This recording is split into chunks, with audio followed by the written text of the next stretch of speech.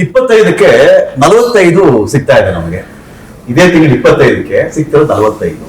45 ಅಂತ ಹೇಳಿ ಒಂದು ವಿಭಿನ್ನ ಕಥಾಹಂದರದ ಮೂವಿ ಅಂತ ಭಾವಿಸಿದ್ದೀನಿ. ಇದೇ ಮೂವಿಗೆ ಸಂಬಂಧಪಟ್ಟಂತೆ 3 ಪವರ್ ಹೌಸ್ ಗಳ ಎದುರುಗಡೆ ಕೂತ್ಕೊಂಡು ಇದೀಗ ನಾನು ಸಂಭಾಷಣೆ ಅಥವಾ ಸಂದರ್ಶನವನ್ನು ಶುರು ಮಾಡಬೇಕಾಗುತ್ತೆ. ಒಂದು ದೊಡ್ಡ ಪವರ್ ಹೌಸ್ ಅಂತ ಹೇಳಿದ್ರೆ ಅದು ಶಿವಣ್ಣ, ತೊಳೆದ ಶಿವಣ್ಣ, ಶಕ್ತಿ ಕೇಂದ್ರ. ಇನ್ನೊಂದ್ ಕಡೆ ನಮ್ಮ ಉಪ್ಪಿ ಸರ್ ಇದ್ದಾರೆ, ಒಂಥರ ಯುಕ್ತಿ ಕೇಂದ್ರ. ಉಪ್ಪಿ ಸರ್ ಏರ್ ಸ್ಟಾರ್ ಬೇರೆ. ಸ್ವಾಗತ ಮಾತುಕತೆಗೆ 45 ಮೂವಿ ಸಂದರ್ಶನಕ್ಕೆ ಅಂತ. ಕರಾವಳಿಯ ದೊಡ್ಡ ಪ್ರತಿಭೆ, ಅಗಾಧ ಶಕ್ತಿ ಇರ್ತಕ್ಕಂಥ ಇನ್ನೊಂದು ಪ್ರತಿಭೆ, ಇನ್ನೊಂದು ದೊಡ್ಡ ಕೇಂದ್ರ. ಬಟ್ ಯಾವ್ದೊಂಥರ ಹಂಬಲ್ ಇರ್ತಾರೆ. ಇಷ್ಟು ಅಗಾಧವಾಗಿ ಇತ್ತ ಇವಳ ಶಕ್ತಿ ಅಂತ ಹೇಳಿ ಒಂದೊಂದು ಸಿನಿಮಾಗಳಲ್ಲೂ ತೋರಿಸ್ತಾ ಬರ್ತಿದ್ದಾರೆ. ರಾಜ್ಬಿ ಶೆಟ್ರು, ಸ್ವಾಗತ ರಾಜ್ಬಿ ಶೆಟ್ರು ಹಾಗೆ ಒಂದು ಸಂದರ್ಶನಕ್ಕೆ. 45 ಅಂತ ಮೂವಿ ಶಿವಣ್ಣ, ನಾನು ಹಿಂದಿನ ಶುರು ಮಾಡ್ತೀನಿ. ಫಸ್ಟ್ ಆಫ್ ಆಲ್ ಒಬ್ಬ ಹೀರೋ ಕತೆ ಬರೆಯೋದೇ ಸ್ವಲ್ಪ ಕಷ್ಟ, ಟಫ್ ಟಾಸ್ಕ್ ಅದು. ಅದರಲ್ಲಿ 3 ಜನಕ್ಕೆ ಒಂದು ಕತೆ ಬರೆದು ಅದಕ್ಕೆ ಮ್ಯಾಚ್ ಮಾಡಿ ಅದನ್ನ ಹೊಂದಿಸಿ ತೆರೆ ಮೇಲೆ ತರಬೇಕಾದಾಗ 3 ಫಸ್ಟ್ ಅದಕ್ಕೆ ಒಪ್ಕೊಂಡಿದ್ದು ಹೇಗೆ, ನಿಮ್ ಕನ್ವಿನ್ಸ್ ಆಗಿದ್ದೆ ಥ್ರೂ ಅರ್ಜುನ್ ಜನ್ಯ ಅಂತ ಹೇಳಿ? ಇಲ್ಲ, ಅದನ್ನ ಹೇಳಿ ಥಾಟ್ ಪ್ರಾಸೆಸ್ ಅದು. ಥಾಟ್ 3 ಜನ ಮಾಡೋದಾಗ್ಲಿ ಒಬ್ಬ ಮಾಡೋದಾಗ್ಲಿ ಅದು ಥಾಟ್ ಚೆನ್ನಾಗಿತ್ತು ಅಂದ್ರೆ ಅದು ಅಟ್ರಾಕ್ಟ್ ಆಗುತ್ತೆ. ಸಮಟೈಮ್ಸ್ ಕೆಲವು ಡೈರೆಕ್ಟರ್ ಹೇಳೋ ರೀತಿ ಚೆನ್ನಾಗಿರುತ್ತೆ, but when we come to that visual ಬಂದಾಗ ಇಲ್ಲೋ ಮಿಸ್ ಹೊಡಿತಾರೆ. ಸೊ ಅವಾಗ ಗೊತ್ತಾಗ್ಬಿಟ್ರೆ ಅದು ನಾವು ದೇವರ ಆಗ್ಬಿಡ್ತೀವಿ, ಅದಕ್ಕೆ ಗೊತ್ತಾಗಲ್ಲ. ಅದಕ್ಕೆ ರಿಲೀಸ್ ಅಂತ ಹೇಳ್ತೀವಿ, ರಿಲೀಸ್ ಆದ್ಮೇಲೆ ಒಪಿನಿಯನ್ಸ್ ಬರುತ್ತೆ, then we will come to know the film is hit or not. Otherwise will become god. ಅದಕ್ಕೆ ದೇವರು ಆಗ್ಬಾರ್ದು, ಅಷ್ಟಾಗಿ ಹೇಳ್ಬೇಕು. ಬಟ್ ಸ್ಟಿಲ್ ನಾವು ಹೇಳಿದ್ದೆ ಕತೆ ರೀತಿ ತುಂಬಾ ಚೆನ್ನಾಗಿತ್ತು. ಅದು ಒಂದ್ ಕತೆನ 2 ಗಂಟೆ ಕಾಲ ಟೈಮ್ ಶಾರ್ಟ್ ಬೈ ಶಾರ್ಟ್ ಅಲ್ಲಿ ಹೇಳೋರು ಸ್ಟೋರಿನೂ ಕೇಳಿದ್ದೀನಿ, 4-5 ನಿಮಿಷದಲ್ಲಿ ಹೇಳಿದವರು ಕೇಳಿದ್ದೀನಿ. ಈ 4 to 5 minutes ಹೇಳ್ತೀವಿ. ಒಂಥರ ಓ ಮೈ ಗಾಡ್ ಅಂದ್ರೆ 4-5 ನಿಮಿಷದಲ್ಲಿ ಇಡೀ ಕತೆ ಹೇಳ್ಬೋದು ಅನ್ನೋದಕ್ಕೆ ಫಸ್ಟ್ ಟೈಮ್ ನಾನು ಅರ್ಜುನ್ ಜನ್ಯ ಹೇಳಿದ ರೀತಿ ನೋಡಿ 3 ಕ್ಯಾರೆಕ್ಟರ್ ಆಕ್ಟ್ ಮಾಡಿ ತೋರಿಸಿದ್ರು. ಸ್ಮಾಲ್ ಇಂಪಾರ್ಟೆಂಟ್ ಗೆಸ್ಟಸ್ ಮಾತ್ರ ಹೇಳ್ತಾ ಹೋಗ್ತು. ಸ್ಕ್ರೀನ್ ಪ್ಲೇ ಹೆಂಗ್ ಹೇಳ್ತಿದ್ರು, ಇದು ಬರುತ್ತೆ ಇದಾಗುತ್ತೆ ಎಂಟಾಗಿ ಕ್ಲೈಮ್ಯಾಕ್ಸ್ ಬರ್ತೀವಿ ಅಷ್ಟೇ. ಮೈ ಗಾಡ್, ಸಮಥಿಂಗ್ ನ್ಯೂ, ಬೇರೆ ವರ್ಲ್ಡ್ ತೋರಿಸ್ತಾ ಇದ್ದಾರೆ ಬೇರೆ. ಸೊ ನಂಗೆ ಬಹಳ ಇಷ್ಟ ಆಯ್ತು. ಆಮೇಲೆ ಲಾಸ್ಟ್ ನಾವು 3 ಜನ ಸೇರಿ ಇನ್ನೂ ಖುಷಿ ಆಯ್ತು. ಯಾಕಂದ್ರೆ ಬೇರೆ ನೋ, ನಮ್ಮವರೇ ಬೇಕು. Own hero, own director and own ಅಭಿಮಾನಿ.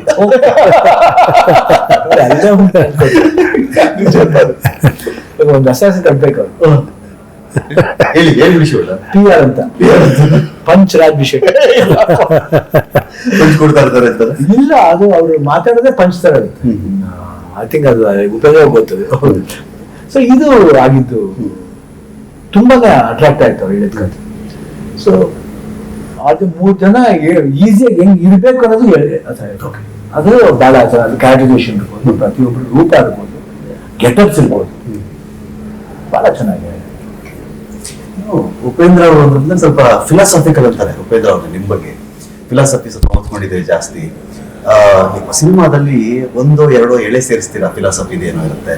ಏನಿಲ್ಲ ನನ್ನ ನಡುವೆ ಏನಿಲ್ಲ, ಏನೇನಿಲ್ಲ ಅನ್ನೋರು ನೀವೇ, ಏನು ಇಲ್ಲ ಅನ್ನೋರು ನೀವೇ. ಸೊ 3 ಕಾಲಘಟ್ಟ, ಮಳೆಗಾಲ, ಬೇಸಿಗೆಗಾಲ, ಚಳಿಗಾಲ, ಆ ತರ ಕಾಲಗಳು ತರ್ತೀರಿ ಸಿನಿಮಾಗಳಲ್ಲಿ. ಈ ಸಿನಿಮಾದಲ್ಲಿ ಎಲ್ಲೋ ಒಂದ್ ಕಡೆ ಫಿಲಾಸಫಿದು ಒಂದು ಎಳೆ ಇದೆ ಅಂತ ಒಂದು ಸಣ್ಣ ಸುಳಿವಿದೆ ನಮ್ಗೆ. ಉಪ್ಪಿ ಅವರು ಅದಕ್ಕೆ ಕನೆಕ್ಟ್ ಆದ್ರೆ ಗೊತ್ತಿಲ್ಲ, ಅದು ಏನ್ ಕೇಳಿದ್ರೆ ಗೊತ್ತಿಲ್ಲ. ಅಲ್ಲ ಏನಕ್ಕೆ ಕನೆಕ್ಟ್ ಆದೆ ಅಂತ ಅನಲೈಸ್ ಮಾಡಬೇಕು. ಫಸ್ಟ್ ನನಗೆ ಅವ್ರು ಹೇಳಿದ ರೀತಿ ಆಕ್ಚುಲಿ ತುಂಬಾ ಇದನ್ನಿಸ್ತು. ಸ್ಟಾರ್ಟ್ ವಿತ್ ಇವ್ರ ಕ್ಯಾರೆಕ್ಟರ್ ಇಂದ ಸ್ಟಾರ್ಟ್ ಆಗುತ್ತೆ ಕತೆ. ನನಗೆ ಅದೇ ಬಹಳ ಇಷ್ಟ ಆಯ್ತು, ಸ್ಟಾರ್ಟ್ ವಿತ್ ಅವ್ರು ಹೇಳಿದ ರೀತಿ. ಆಮೇಲೆ ಅದನ್ನ ವಿಜುವಲ್ ತೋರಿಸಿದ್ರು ಆಕ್ಚುಲಿ ಈ ತರ ಇರುತ್ತೆ ಅಂತ.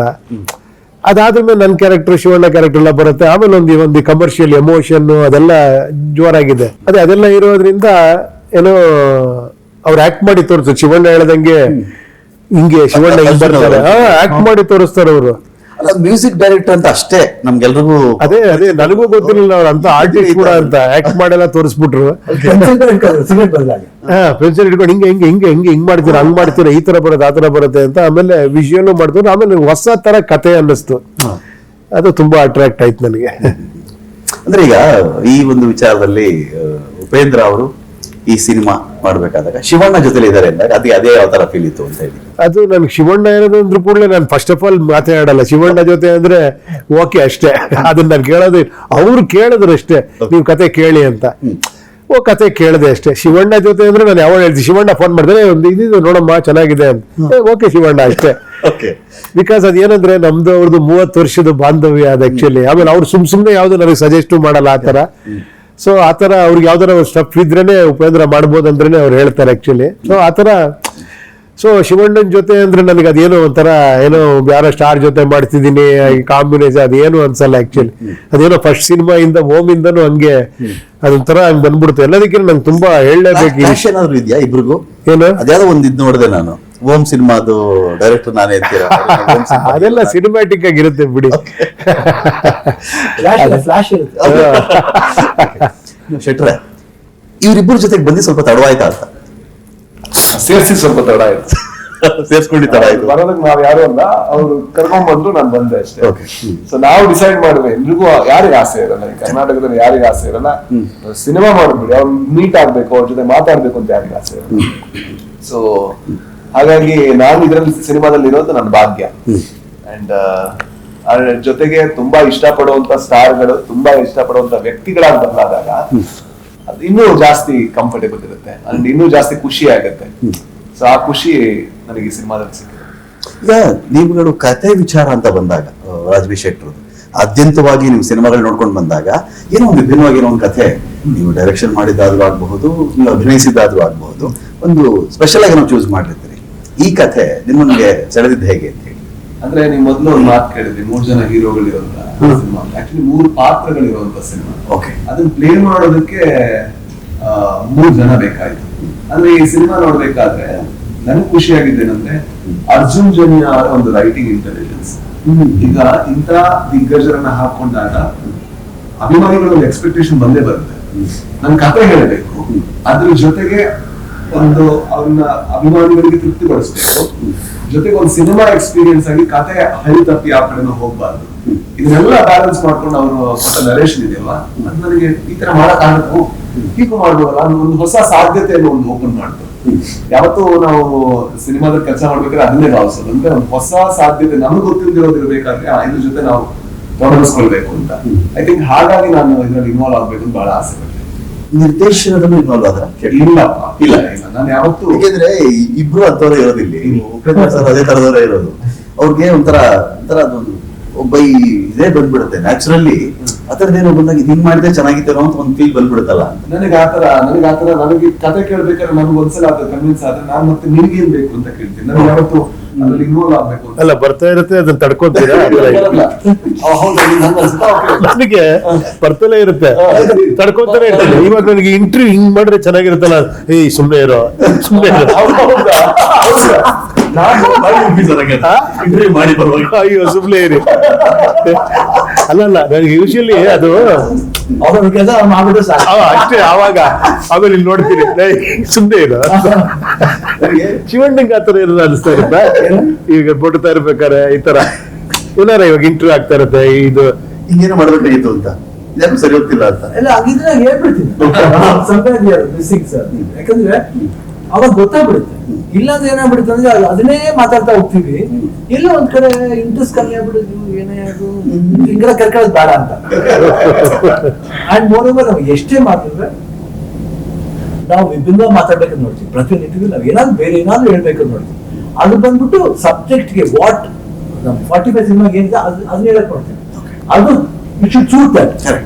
ಆಮೇಲೆ ಕೇಳ್ಬೇಕಷ್ಟೇ, ನೀವು ವಿಭಿನ್ನ ಕೇಳಿದಾಗ ನಮ್ಗೆ ಆ ಇಂಟ್ರೆಸ್ಟ್ ಬರುತ್ತೆ. ಇಲ್ಲಾಂದ್ರೆ ಏನಾಗ್ಬಿಡ್ತಂದ್ರೆ ಓಕೆ ಸರ್ ಮಾಡ್ತೀವಿ ಸರ್, ನಮ್ಗೆ ಬೇರೆ ಡೈರೆಕ್ಟರ್ ಮಾಡ್ಕೊಂಡು ಅಷ್ಟೇ ಹೇಳ್ಬೇಕಂತ. So when you are something, ವಿಭಿನ್ನತೆ ಸ್ಟಾರ್ಟ್ ಆಗೋಯ್ತು ಇಲ್ಲೇ ನೋಡಿ. ಆಕ್ಚುಲಿ ನೀವು ಹೇಳ್ತಿರೋದೇ ಬೇರೆ ತರ ಇದೆ. ಇವಾಗ ನಾವು ಬೆಳಿಗ್ಗೆ 3 ದಿನ ಒಟ್ಟಿಗೆ 4 ಇಂಟರ್ವ್ಯೂ ಮಾಡ್ತೀವಿ. ಯಾಕಂದ್ರೆ we have not repeated anything. We want to say, but everything is connected with the film. We have not going out of topic. ಹೋಗ್ತೇನೆ, ಅದು ನನಗೆ ಬಹಳ ಖುಷಿ. ಉಪೇಂದ್ರ ಮಾಡಬೇಕಾದ್ರೆ ಅಭಿಷೇಕ್ ಎಲ್ಲ ಸಿನಿಮಾ ಬಗ್ಗೆನೇ ಮಾತಾಡ್ತೀವಿ, ಇಂಪಾರ್ಟೆಂಟ್, ಬಟ್ ಬೇರೆ ರೀತಿ ಮಾತಾಡ್ತೀವಿ, but content is the same. ಅದು ಖುಷಿ ಕೊಡ್ತಾರೆ. ಅಂದ್ರೆ ಸಮಟೈಮ್ಸ್ ವಿಭಿನ್ನತೆ ವಿಶಿಷ್ಟತೆಯಾಗಿ ಬದಲಾಗೋದು ಅಂತ, ವಿಭಿನ್ನತೆ ವಿಚಿತ್ರವಾಗಿ ಬದಲಾಗಬಾರ್ದು. ಕರೆಕ್ಟ್, ಹೌದು ಕರೆಕ್ಟ್. ಸೊ ಅದು ಬಹಳ ಡೆಲಿಕೇಟ್ ಇದು. ಶಿವಣ್ಣ, ಇನ್ನೊಂದು ಲೈಫ್ ಆಫ್ಟರ್ ಡೆತ್ ಅಂತ ಹೇಳಿ, ಸಾವಿನ ನಂತರದ ಜೀವನ, ಅದರ ಬಗೆಗಿನ ಪರಿಕಲ್ಪನೆಗಳು, ಪುರಾಣಗಳು, ನಿಮ್ಮ ಅದ್ರ ಬಗ್ಗೆ ಇಂಟ್ರೆಸ್ಟ್ ಏನಾದ್ರು ಇದೆಯಾ? ಕೇಳಿರೋದು, ತಿಳ್ಕೊಂಡಿರೋದು, ಅದರ ಮೂವಿಗಳಲ್ಲಿ ಬಂದಿರೋದು? ನಂದೇ ಆಗಿದೆ ಲೈಫ್ಲಿ. ಹಾ, last year almost death agri. Life ಬಾಗಿಲು ಬಡಿದು ಬಂದಂತ ಅನುಭವ ಅದು. ನೋಡಿದ್ವಿ. ಅದ್ರಿಂದ ನಮ್ಮ ಅವ್ವ ಹೋಗ್ಬೇಕಾದ್ರೆ ಇನ್ನು ಗೊತ್ತು ಹೋಗ್ತಾ ಇದ್ರು, 10 minutes ಹೋಗ್ತಾ ಅಂತ ಗೊತ್ತು, ನೋಡಿದ್ದೀವಿ ಅಂತ ಈ ಸಾಂಗ್. ಅವರೆಲ್ಲ ಬಂದು ಅವ್ವ ಎಲ್ಲಾರು ಹೋಗ್ತಾರೆ, ಅಪ್ಪಾಜಿ ಅಮ್ಮ ಎಲ್ಲಾರು ಇದಾರೆ, ಹೊರಗಣವ್ರು ಎಲ್ಲ ಇದಾರೆ, ನಾಗತ್ತೆ ಎಲ್ಲಾರು ಇದ್ದೀವಿ, ಎಲ್ಲ ಬಂದ್ ಮಕ್ಕಳಿಗೆ ಹಿಂಗೇ ಮಾಡ್ತಾರೆ ಎಲ್ಲಾರು. ಲಾಸ್ಟ್ಲಿ ದೊಡ್ಡಣ್ಣ ಅಂತ ಮುತ್ತರಾಜ್ ಕರಿ, ಯಾಕೆ ಇದು ವಸಪ್ಪ ನಾನು ನಾ ಮಗ ವಸಪ್ಪ ನಿಮ್ಮ ಮಕ್ಕಳು ಸಹ ನಾನು ನೀವೆಲ್ಲ ಇದ್ದೀರಾ, ಅವನಿದ್ರೆ ನೀವೆಲ್ಲ ಅದು ಕೇಳಿ ಬಂದು ಮುಖ ಸವಳಿದ್ರು. ಲೈಫು ಇತ್ತು, ಡೆತ್ತು ಇತ್ತು. ಆ ಲೈಫ್ ಬಂದ್ಬಿಟ್ಟು ಅಪ್ಪಾಜಿ, ಅವನಿದ್ರೆ ನೀವೆಲ್ಲ ಅಂತ ಅಷ್ಟೇ ಎಕ್ಸ್ಪೀರಿಯನ್ಸ್. ಸೊ ಅದು ನೋಡಿದ್ದೀನಿ ನನಗೂ ಪರ್ಸನಲ್ ಲೈಫ್ ನನಗೂ ಇದಾಗಿದೆ. ಐ ಥಿಂಕ್ ಎಲ್ಲರಿಗೂ ಅಷ್ಟೇ ಜೀವನದಲ್ಲಿ ಅದೇ ಅದಕ್ಕೆ ಓಪನಿಂಗ್ ಸೀನ್ ಹೇಳೋದು ಮರಣ ಮಧ್ಯದಲ್ಲಿ ಡ್ಯಾಶ್ ಎಲ್ಲ. ಇದು ಕೇಳ್ಬೇಕಾದ್ರೆ ಶಿವಣ್ಣನ ಹೆಸರು ಮೇಲೆ ಒಂದಿದೆ, ಸೂಪರ್ ಆಗಿದೆ, ಹೇಳ್ತೀನಿ. ಮುಕುಂದೂರು ಸ್ವಾಮಿಗಳು ಅಂತ ಒಬ್ರು, ಒಂಥರ ಏನೋ ಯೋಗಿನೇ ಅವರು, ಕೃಷ್ಣ ಬೆಳಗೆರೆ ಶಾಸ್ತ್ರಿ ಅಂತ ನೀವು ಹೇಳಿರ್ಬೋದು. ಅವ್ರದ್ದು ಒಂದು ಸಣ್ಣ ಬುಕ್ ಬರ್ದಿದ್ದಾರೆ, 20-25 ಬೆಳಗೆರೆ ಕೃಷ್ಣ ಶಾಸ್ತ್ರಿಗಳು ಅವ್ರದ್ದು ಚಿಕ್ಕ ಬುಕ್ ಬರ್ದಿದೆ. ಅದ್ರಲ್ಲಿ ಒಂದು ಇದಿದೆ, ಒಂದು ಡೆಡ್ ಬಾಡಿ ಹೋಗ್ತಿರ್ಬೇಕಾದ್ರೆ ಅವ್ರು ಕೇಳ್ತಾರಂತೆ, ಮುಕುಂದ್ರ ಸ್ವಾಮಿ ಇವ್ರನ್ನ ಕೇಳ್ತಾರೆ, ಏನ್ಲಾ ಅದು ಅಂತ. ಯಾರೋ ಸತ್ತೋಗಿದ್ದಾರೆ, ಸ್ಮಶಾನಕ್ಕೆ ತಗೊಂಡೋಗ್ತಿದ್ದಾರೆ ಸಮಾಧಿ ಮಾಡೋದಕ್ಕೆ. ಅವಾಗ ಮುಕುಂದ್ರ ಸ್ವಾಮಿ ಹೇಳ್ತಾರೆ, ಸತ್ ಮೇಲೆ ಏನ್ರ ಸಮಾಧಿ ಆಗೋದು, ಬದುಕಿದ್ದಾಗ ಸಮಾಧಿ ಆಗ್ಬೇಕು, ಅಲ್ಲಿ ತಾನೇ ಶಿವ ಇರೋದು ಅಂತ. ಅಂದ್ರೆ ಅದ್ರಲ್ಲಿ ಎಷ್ಟು ಮೀನಿಂಗ್ ಇದೆ ಅಂದ್ರೆ ನೋಡಿ, ಆ ಶಿವ ಅನ್ನೋ ಹೆಸರಿಟ್ಟಿದ್ದಾರೆ ಅಂದ್ರೆ ಅಣ್ಣ ಅವ್ರು ಇವ್ರಿಗೆ ಅವ್ರ ಕ್ಯಾರೆಕ್ಟರ್ ಹೆಂಗಿದೆ, ಅವ್ರು ಆಕ್ಚುಲಿ ಬದುಕಿದ್ದಾಗ್ಲೇ ಆ ಒಂದು ಸ್ಥಿತಿಲಿ ಇರ್ತಾರೆ ಇವ್ರು. ತುಂಬಾ ಎವ್ರಿಥಿಂಗ್ ಈ ಟೇಕ್ಸ್ ಇಟ್ ಸೋ ಇದು ಏನ್ ಹೇಳಿ ಎಲ್ಲ ನೋಡ್ಬಿಟ್ಟಿದ್ದಾರೆ, ಎಲ್ಲವನ್ನೂ ನೋಡ್ಬಿಟ್ಟಿದ್ದಾರೆ ಅವರು. ಅದ್ರಲ್ಲಿ ಇದು ಆನಂದಮಯ ಈ ಜಗಹೃದಯ ಒಂದು ಹಾಡು ಬರುತ್ತೆ, ಶಿವನಿಲ್ಲದ ಸೌಂದರ್ಯವೇ ಶವಮುಖದ ಕಣ್ಣು ಅಂತ. ಅದು ನಮ್ಮೊಳಗೆ ಶಿವ ಇಲ್ಲ ಅಂದ್ರೆ ಸೌಂದರ್ಯ ಕಾಣಿಸೋದಕ್ಕೆ ಸಾಧ್ಯನೇ ಇಲ್ಲ. ಅದಿಲ್ಲ ಆದ ತಕ್ಷಣ ನಾವೆಲ್ಲ ಶವಮುಖದ ಕಣ್ಣು. ಶವಮುಖದ ಕಣ್ಣಿಗೆ ಶವ ಅಂದ್ರೆ ಸಾಯಿದು, ಶಿವ ಅಂದ್ರೆ ಬದುಕೋದು. ಸತ್ಯಂ ಶಿವಂ ಸುಂದರಂ. ಅಷ್ಟೇ ಅಲ್ಲ, ಸತ್ಯಂ ಶಿವಂ ಸುಂದರಂ. ಇದು ಟೆಕ್ನಿಕಲಿ ಅಂತ ಬಂದಾಗ ಇದ್ರ ಬಗ್ಗೆ VFX ಬಹಳ ಅದ್ಭುತವಾಗಿ ಮಾಡಿದ್ದಾರೆ, ತುಂಬಾ ನೆಕ್ಸ್ಟ್ ಲೆವೆಲ್ ಅಲ್ಲಿ ಇದೆ ಅಂತ ಕೂಡ ಕೇಳ್ಬಿಟ್ರೆ. ಟೆಕ್ನಿಕಲಿ ಬಹಳ ಕನೆಕ್ಟ್ ಆಗ್ತೀರಿ, ತುಂಬಾ ಅಡ್ವಾನ್ಸ್ ಆಗಿ ತರಬೇಕು ಅಂತ ಮಾಡ್ತೀರಿ. ನೀವು ಹೋಮ್ ಮಾಡಿದ ಕಾಲದಲ್ಲೇ ಆ ಟಿಂಟ್ ಬೇರೆನೆ ಒಂದು ಕಲರ್ ತಗೊಂಡು ಹೋಗಿದ್ರಿ ನೀವು. ಆ ಟೆಕ್ನಿಕಲಿ ಅಂತ ಬಂದಾಗ ಮೂವಿ ಬಗ್ಗೆ ನಿಮ್ಮ ಎಕ್ಸ್ಪೀರಿಯನ್ಸ್ ಹೇಗಿತ್ತು ಅಂತ? ಅಲ್ಲ, ಅದೇ ಇದು ಕಂಪ್ಲೀಟ್ಲಿ ಏನಂದ್ರೆ ಬೇರೆ ಲೋಕನೇ ಸೃಷ್ಟಿ ಮಾಡಿದ್ರು. ಇದು ಅವರು ಎಕ್ಸ್ಪ್ಲೈನ್ ಮಾಡೋರು, ಸರ್ ಒಂದು ಏನೋ ಹಿಂಗ್ ಮಾಡ್ತೀನಿ ಹಂಗ್ ಮಾಡ್ತೀನಿ ಅಂತ. ಅದು ನನಗೆ ಅರ್ಥ ಆಗ್ತಿರ್ಲಿಲ್ಲ ಆಕ್ಚುಲಿ. ಕರೆಕ್ಟ್, ಅದೇನೋ ವೆಪನ್, ಅದೇನೋ ಈ ತರ. ಆಮೇಲೆ ಅದು ಸಬ್ಜೆಕ್ಟ್ ಆಪ್ಟ್ ಆಗಿದೆ. ಯೂಶಲಿ ಬೇರೆಯವ್ರಿಗೆ ಅರ್ಥ ಆಗ್ದಿರಂಗೆ ಏನೋ ಮಾಡ್ತಿರ್ತೀರಿ ನೀವು ಯಾವಾಗ್ಲೂ, ನಿಮಗೆ ಅರ್ಥ ಆಗ್ತಿರಲ್ಲ ಅಂತ. ಅಲ್ಲ, ಅದು ಅವ್ರ ಸ್ಪೆಷಲ್. ಆ ವಿಜುವಲ್ ಇದೆಯಲ್ಲ, ಅದು ತಂದಾಗ್ಲೇ ನಮ್ಗೆ ಅನ್ಸಿದ್ದು, ಈ ತರನ ಇವ್ರ ಐಡಿಯಾ, ಈ ತರ ಕಲ್ಪನೆ ಇತ್ತ ಇವ್ರಿಗೆ ಅನ್ನೋದು. ಅದು ವಿಜುವಲಿ ಅದನ್ನ ತಂದಿಯಾರ. ಓಕೆ, ಅಂದ್ರೆ ಈಗ ಇನ್ನೊಂದ್ ಕಡೆ ಈ ಸಾವಿನ ನಂತರದ 45 ದಿನಗಳ ಒಂದು ಬದುಕಿನ ಬಗ್ಗೆ ಏನೋ ಇದೆ ಅಂತ ಕೇಳ್ಪಟ್ಟೆ. ನನ್ಗೆ ಇನ್ ಡೆಪ್ತ್ ಆಗಿ ನನಗೇನೂ ಗೊತ್ತಿಲ್ಲ. ಅಕಸ್ಮಾತ್ ನಾನು ತಪ್ಪಿದ್ರು ಕರೆಕ್ಟ್ ಮಾಡ್ಬೋದು.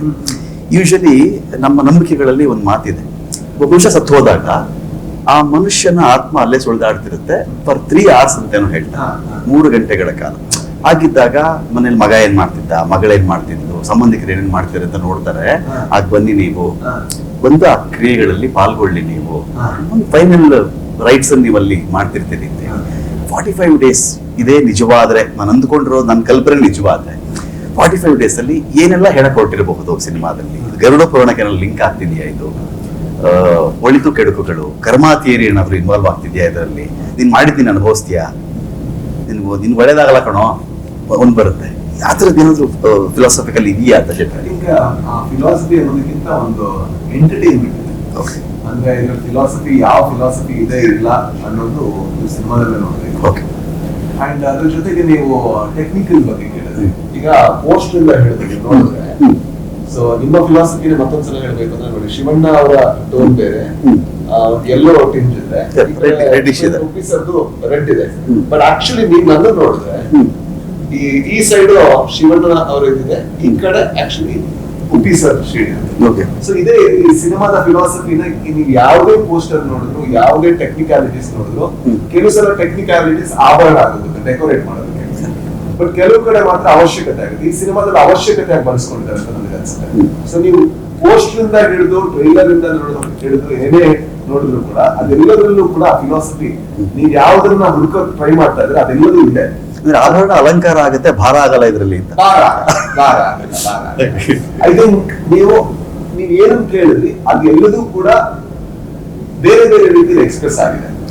ಬಟ್ ಅದು ಇದೆಯಾ ಇಲ್ವಾ ಅಂತ ಈ ಸಿನಿಮಾದಲ್ಲಿ ಅಲ್ಲ, ನಾನು ಅದಕ್ಕೆ ವೇಟ್ ಮಾಡ್ತಾ ಇದ್ದೀನಿ. ಖಂಡಿತ ದಟ್ ಇಸ್ ಎ ಗುಡ್ ಇದು ಆಕ್ಚುಲಿ ನಿಮ್ಮ ಅನಲೈಸೇಷನ್ is good, that is very interesting also. ಹೌದು. ನಮ್ಗೆ ಮಸ್ತವಾಗಿದೆ. ಇಲ್ಲ ನಿಜವಾಗ್ಲೂ ದಟ್ ಐಡಿಯಾ ಇಸ್ ವೆರಿ ಇದು ಕರೆಕ್ಟ್ ನೀವು ಹೇಳಿದ್ದು ಆಕ್ಚುಲಿ. ಬಟ್ ಆ ತರ ವಿಷಯ ಇದ್ದಾಗಲೇ ನಿಮ್ಮ ತರ ತಿಳ್ಕೊಂಡಿದ್ದೆ ಕೇಳ್ತಿರೋದು. ಇಲ್ಲ ಇಲ್ಲ ಇಲ್ಲ ಆ ಒಂದು ಇದ್ರೆ ವರ್ಷಗಳ ಕಾಲ ಅದನ್ನ ಅಬ್ಸರ್ವ್ ಮಾಡ್ತಿರ್ತಾರ ಅವರು, ಏನ್ ಮಾಡ್ತಾನೆ. ಅದು ಬಹಳ ಒಳ್ಳೆ ರೀತಿ ಹೇಳೋದಕ್ಕೆ. ಅಂದ್ರೆ ಈ ಬೇರೆ ಬೇರೆ ರೀತಿಲಿ ಅದನ್ನ ನಾವು ಎಕ್ಸ್ಪ್ಲೇನ್ ಮಾಡ್ತಾ ಇದ್ವಿ ಫಿಲಾಸಫಿಕಲ್ ನೋಡಿದ್ರೆ, ಒಬ್ಬ ಮನುಷ್ಯ ಚೆನ್ನಾಗಿ ಬದುಕಿದ್ರೆ ಆಕ್ಚುಲಿ ಅಲ್ಲೇ ಬಿಟ್ಕೊಡ್ತಾನಂತೆ. ಅಂದ್ರೆ ನಾವು ಹುಟ್ಟಿದ ಮೇಲೆ ಆಕ್ಚುಲಿ ಬದುಕೋದೆಲ್ಲದೂ ಕೂಡ ಸಾವಿನ ಪ್ರಿಪರೇಷನ್ ಅಂತ ಕರಿತೀವಿ. ನೆಮ್ಮದಿಯಾಗಿ ಸಾಯೋದಕ್ಕೆ ನಾವು ಮಾಡುವಂತ ಎಲ್ಲಾ ಕೆಲಸ ಆಕ್ಚುಲಿ ನೋಡಿದ್ರೆ ಹೌದು. ಒಂದ್ ಚೆನ್ನಾಗಿ ಫುಡ್ ತಿಂದ್ರೆ ಅಲ್ಲ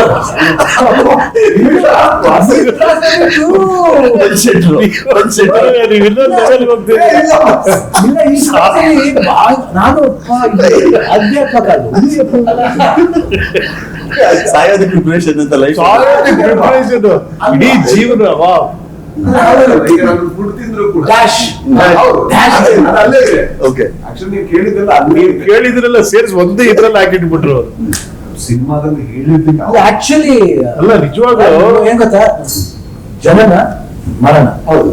preparation is how you live in your life. ಹೌದು. It is not for death ಆಮೇಲೆ. ಹೌದು. ಅದೊಂದು phase of life. That is phase, you can avoid that. ಹೌದು. ಇಲ್ಲ no. You should also go and give place for other person to come in. ನೀನು ಓದ್ತಾ ಇನ್ನೊಬ್ಬ body ಬರ್ತಾನೆ ಆ ಜಾಗಕ್ಕೆ. ವೆಲ್ಕಮಿಂಗ್ ಅದರ್ಸ್ ಅಂಡ್ ಗೋಯಿಂಗ್, ಅದು decent way of going. Welcoming others and going every way professionally. Shivanna, ಈ ಮೂವಿ ಮೂಲಕ ಏನಾದ್ರು ಅರ್ಥ ಆಗುತ್ತಾ ಲೈಫ್ ಅನ್ನೋದು? ಕೆಲವರು ಹೇಳ್ತಿರ್ತಾರೆ ನಂಗೆ ಸ್ವಲ್ಪ ತಡವಾಗಿ ಅರ್ಥ ಆಯ್ತು ಲೈಫು, ನನ್ನವ್ರು ಯಾರು, ತನ್ನವ್ರು ಯಾರು, ನಾನು ಏನ್ ಮಾಡ್ಬೇಕಿತ್ತು ಅಥವಾ ಏನ್ ಮಾಡಬಾರ್ದಾಗಿತ್ತು ಅಂತ ಹೇಳಿ. ಒಬ್ಬ ಗಂಡಸಿನ ಜೀವನದಲ್ಲಿ ಆಫ್ಟರ್ 40 ಅವನಿಗೆ ರಿಯಲೈಸ್ ಆಗುತ್ತೆ. ಇಡೀ ಸಿನಿಮಾ ಮಾಡ್ಬೇಕು ನನಗೆ ಎಕ್ಸ್ಪೀರಿಯನ್ಸ್ ಆಯ್ತು. I went to that character. It's an opportunity to do a role like that. And it's an opportunity for Upendra to do a role like that. It was an opportunity for Rajvi Shetty to do like that. ಮೂರು ಜನಕ್ಕೂ ಆ ಪಾತ್ರ ಸಿಕ್ಕಿರೋದು ಯಾಕಂದ್ರೆ ನೀವು ಬದುಕನ್ನ ನೀವು ನೋಡ್ತೀರಾ. ಸಿ ದ ಲೈಫ್ ಇನ್ ಅದು ಎಂಟರ್ಟೈನಿಂಗ್ ಆಗಿದೆ. We are not trying to say it's a documentation of life. It's entertainment of life in all the perspectives. All perspectives are entertainment of life. From birth to death. What he said, birth to death, preparation. Everything, like a life, ಏನು ಮಾಡ್ತೀವಿ sudden ಆಗಿ illusion ಅಂತೀವಿ. ಮಲಗಿ by ಅಕ್ಕಿ ಅಂತ ಹೇಳ್ತೀವಿ, ಏನಾಯ್ತು that ಅದು ಕನಸ ಗೊತ್ತಿಲ್ಲ, ಇದು ಆಗ್ಬಾರ್ದಾಗಿತ್ತು ಅನ್ಕತೀವಿ. ಅಲ್ಲೇ ಇದೆ life. Lot of things. Life ಅಂದ್ರೆ ಜೀವಿಸೋದ, ಪರ್ಸೆಪ್ಷನ್, ವಿಧಿನ, ಕರ್ಮನ, ಏನು ಅಂತ ಲೈಫ್ ಎಲ್ಲ ಲೈಫ್ ಅಷ್ಟೇ. ಚಿಕ್ಕ ಹುಡುಗ ಹೇಳ್ತಿದ್ದೆ ಲೈಫ್ ಅಂದ್ರೆ ಜೀವನ ಅಂತ. ಅದನ್ನ ಎಕ್ಸ್ಪ್ಲೈನ್ ಮಾಡೋದು ಕಷ್ಟ.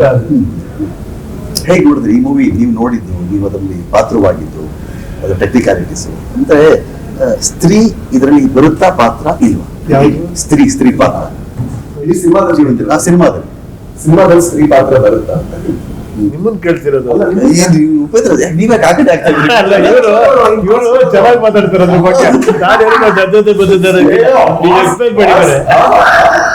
ಸ್ತ್ರೀ ಅಂದ್ರೆ ಅಷ್ಟೇ ಸಾಕೆ, ಸ್ತ್ರೀ ಇಲ್ಲಿದ್ರೆ ಅಷ್ಟೇ ಸಾಕೆ ಅಂತ. ಇಲ್ಲ, ಸ್ತ್ರೀ ಪಾತ್ರಗಳಿದ್ದಾರೆ. ಆಕ್ಚುಲಿ ಕೆಲವು ತುಂಬಾ ಪ್ರಾಮುಖ್ಯದ ಪಾತ್ರಗಳನ್ನ ಕರೆಯೋದೇ ಸ್ತ್ರೀ ಇದರಲ್ಲಿ. ಓಕೆ. ಅಂದ್ರೆ ಅವರಿಗೆ ಅರ್ಥ ಆಗುತ್ತೆ. ಏನ್ ಮಾತಾಡಿದ್ರು ಅಲ್ಲೇನೋ ಎಲ್ಲೋ ಕರೆಕ್ಟ್ ಆಗ್ತದೆ. ಬಟ್ ಸೆಟ್ ಅಲ್ಲಿ ಅಂತೂ ಅಲ್ಲಲ್ಲ, ಸೆಟ್ ಅಲ್ಲಿ ನೀವು ಮೂವರನ್ನು ಒಂದ್ ಎಂಜಾಯ್ ಮಾಡಿರ್ತೀರ ಸೆಟ್ ಅಲ್ಲಿ ಅಂದ್ರೆ ಸಾಧ್ಯ ಇಲ್ಲ, ಅಷ್ಟೇ ಎಂಜಾಯ್ ಮಾಡಿರ್ತೀರಿ ನೀವು ಸೆಟ್ ಅಲ್ಲಿ. ಚೆನ್ನಾಗಿದೆ ಅದು. What is it? 100% truth. ಈಗೆಲ್ಲ ಮಾತಾಡ್ತೀರಾ ಯಾರಿಗೂ ಅರ್ಥ ಆಗ್ತಿಲ್ಲ ಆ ಥರ. ನಗು ಬರುತ್ತೆ. ಇದು ಹೆಂಗಿದೆ ಅಂದ್ರೆ ಬಹಳ ಚೆನ್ನಾಗಿದೆ. Correct overall. ಯಾಕಂದ್ರೆ ನಾವು ಹುಟ್ಟೋದು ಗರ್ಭಗುಡಿಯಿಂದ, ಹೋಗೋದು ಭೂಮಿ ಒಳಗಡೆ. ಹೌದು. ಅದನ್ನ ಬಹಳ ಸಿಂಬಾಲಿಕ್ ಆಗಿ ಅಲ್ಲ ಈ ಸಿನಿಮಾದಲ್ಲಿ ಅರ್ಥ ಆಯ್ತು. ಅದಕ್ಕೆ ಆ ಕಡೆ ತಿರುಗ್ತಿದ್ದ ಅವ್ರು ಅದನ್ನ ಎಷ್ಟು ಚೆನ್ನಾಗಿ ಹೇಳಿದ್ರು ನೋಡಿ. ನಾನು ಇದೆಯಾ ಇಲ್ವಾ ಅಷ್ಟು ಮಾತ್ರ ಹೇಳ್ಬಲ್ಲೆ. ಮೂವರಲ್ಲಿ ಒಂದು ಒಗಟ್ ಕಾಣಿಸ್ತದೆ, ನಾವು ಬಿಡ್ಸಕ್ ಆಗ್ತಿಲ್ಲ ಅಷ್ಟೇ. ಏನೋ ಸೆಟ್ ಟೈಮ್ದು ಶೂಟಿಂಗ್ ಟೈಮ್ ಏನೋ ನೆನ್ಸ್ಕೊಂಡ್ ಇಲ್ಲ, ಇಲ್ಲ, ಇಲ್ವಾ? ಚೆನ್ನಾಗಿ ಅನಲೈಸ್ ನೀವು ಅನಲೈಸ್ ಮಾಡಿ ಕೇಳಿದ್ದಕ್ಕೆ ನಮ್ಗೆ ಆನ್ಸರ್ ಮಾಡೋದು ಹೆಂಗೆ ಅದೆಲ್ಲ ತಲೆಬರ್ಸ್ತಾ ಇದ್ದೀನಿ ನಾವು. ಹೆಂಗೋ ಅದು ಅವಾಯ್ಡ್ ಮಾಡೋಣ ಅಂತ. ಹೇಳ್ಬಾರ್ದು ಅಂತ. ಅಲ್ಲ ನಾನು ಹೇಳಿದೆ ಆಕ್ಚುಲಿ, ಅದು ಅವ್ರಿಗೆ ಅರ್ಥ ಆಯ್ತು. ಅದೇ ನಮ್ಗೆ ಸೆಟ್ ಅಲ್ಲಿ ಇರ್ಲಿಲ್ವಲ್ಲ ಅಂತ. ಅದಕ್ಕೆ ಅವ್ರಿಗೆ ಖುಷಿ ಇಲ್ಲ, ಇದು ಒಂಚೂರು ರೆಕಾರ್ಡ್ ನಿಲ್ಲಿಸ್ತೀರ, ನಾನು ಸುಮ್ನೆ ಒಂದೇನೋ ಒಂದು ಹೇಳ್ತೀನಿ, ಒಂದ್ 2 ನಿಮಿಷ.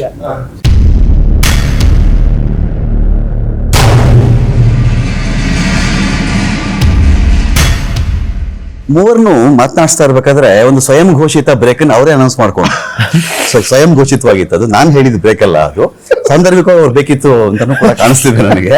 ಅದೇನೋ ಮಾತಾಡ್ಕೊಂಡಿದ್ದಾರೆ, ನನಗೂ ತಿಳ್ಕೊಳೋ ಕುತೂಹಲ. ಸೊ ಈಗ ನಾನೇನ್ ಮಾಡ್ತೀನಿ ಅಂದ್ರೆ ಅವ್ರಿಗೆ ಬಿಟ್ಬಿಡ್ತೀನಿ, ಅದೇನ್ ಹೇಳ್ಬೇಕು ಹೇಳ್ಬಿಡಿ. 30 ಮಧ್ಯದಲ್ಲಿ ಏನೋ ಮಾತಾಡ್ಕೊಂಡ್ರಿ, ಏನೋ ಸ್ವಲ್ಪ ರಿವೀಲ್ ಮಾಡ್ಬಿಡೋಣ, ಸ್ವಲ್ಪ ಇಟ್ಕೊಳ್ಳೋಣ, ಇಲ್ಲ ಜನಗಳು ಬಿಟ್ಬಿಡೋಣ, ಏನೋ ಒಂದು ಹೇಳ್ಬಿಡಿ ಒಟ್ಟಲ್ಲಿ. ಇಲ್ಲಪ್ಪ ಸುಮ್ನೆ ಅದನ್ನ ನಾವು ಸುಮ್ನೆ ಅದೇ ನೀವೆಲ್ಲ ಹೀಗೆ ಸುಮ್ಮನೆ ಏನಿಲ್ಲ, ನನ್ಗೇನ್ ಗೊತ್ತಿಲ್ಲ, ಹಿಂಗೆ ನೀವು ಶುರು ಮಾಡೋದೇ ಹೆಂಗೆ ಎಲ್ಲ ಗೊತ್ತಿರುತ್ತೆ ನಿಮ್ಗೆ. ಒಂದ್ ಕಡೆ ನೋಡೋಂಗಿಲ್ಲ, ಹೇಳೇ ಬಿಡ್ತಿದ್ದೆ ಎಲ್ಲ ಆತರ ಇದ್ದಿದ್ರೆ. ಇಲ್ಲ ಈಗ ಶೆಟ್ರು ಹೇಳ್ಬಿಡ್ತಾರೆ ಹಾಗಾದ್ರೆ. ಇಲ್ಲ, ನನ್ ಕಡೆ ನೋಡಂಗೆ ಇಲ್ಲ. ಇದು ಅವರೇ ತಗೊಂಡ ಬ್ರೇಕ್, ಅವರೇ ಆನ್ಸರ್ ಮಾಡ್ಬೇಕು. ನಾನು ಈ ಕಡೆ ನಾನು ನೋಡ್ತಾನೂ ಇಲ್ಲ ಅವ್ರ ಕಡೆ. ಶಿವಣ್ಣ ನಾನಿಲ್ಲ ಪಿಕಪ್ ಡಿಸ್ಕಷನ್ ಅದು ಹೇಳ್ಬಿಡ್ತೀನಿ. ಹೇಳ್ಬೋದಲ್ವಾ?